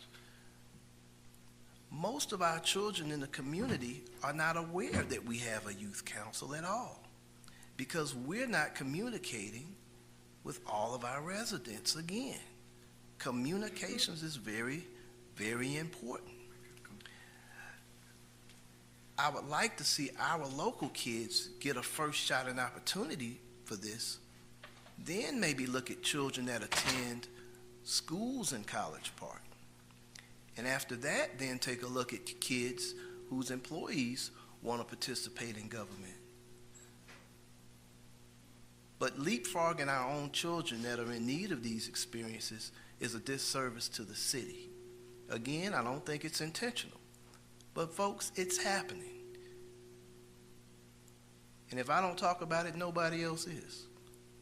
And I don't mind taking the lead on uncomfortable conversations, because that's part of my duty up here. You know, if you go to the city of Decatur, they have a youth commission. And the first requirement is you must be a resident of the city of Decatur. If you go to the city of Stockbridge, they have a youth commission. And the first requirement is pretty simple. Well, you got to be a kid that lives in the city of Stockbridge. Same with the Gwinnett Youth Commission. Now, I understand we have kids that attend private schools here that don't live in the community. There are many kids at Woodward Academy that live in Gwinnett or live in Decatur. Yet they can be part of our youth commission, and our own children are not even aware of it. So they can't be a part of it if you're not aware of something that's available to you. Communications are very important. So I'm not against staff's children doing this, but they're going to get the notice. The only problem is the taxpayers' children are not. And that doesn't make sense here. I think we're putting the cart before the horse. We need to get our things together first and make sure our children are aware of what's going on, because I would expect to see that commission full of College Park children. And then if there are additional slots, we need to look at that. Again, folks, it's not a bad idea. All of these ideas are great. But my obligation, once again, are to the residents of this city first and foremost.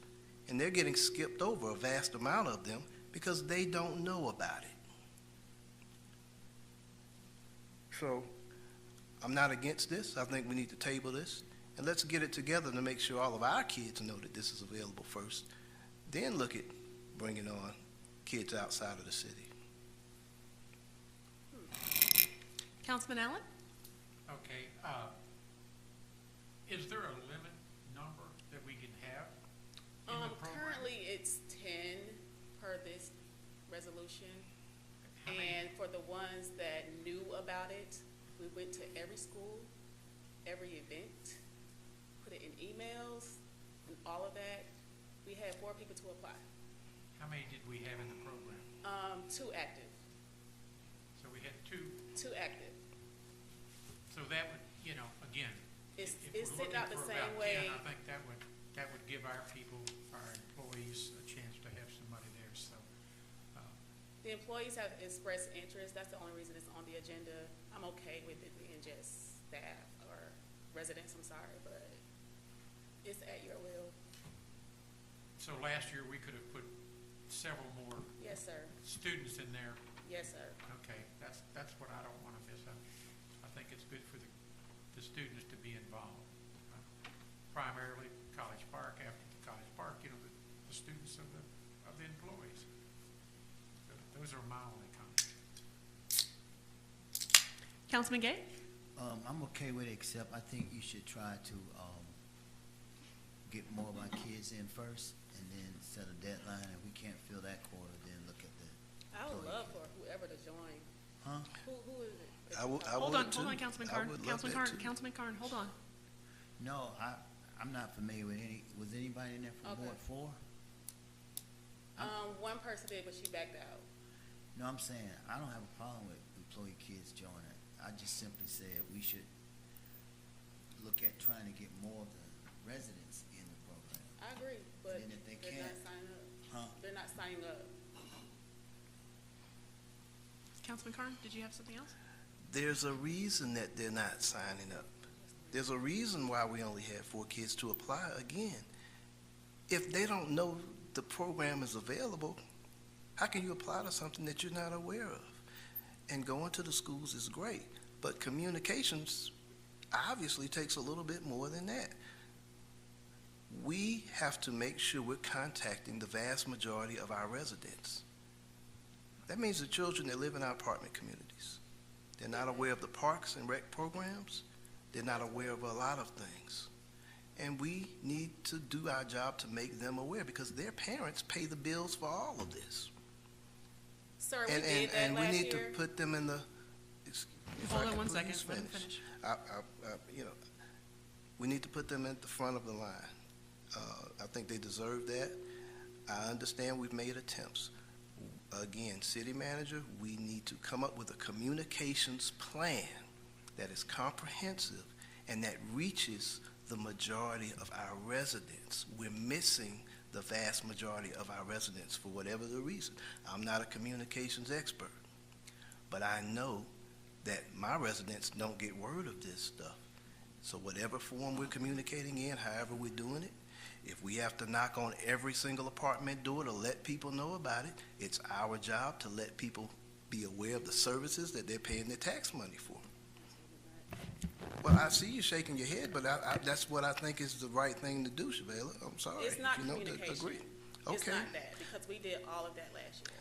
really? You Yes, knocked we on every did. apartment Me and door my and you have team. email Hold on, addresses to hold all on. of the Wait, apartments? wait, Say stop, that stop, it's stop, stop. communication, Hold on. I have a problem with Ms. that. Ames, Ms. Ames, hold on.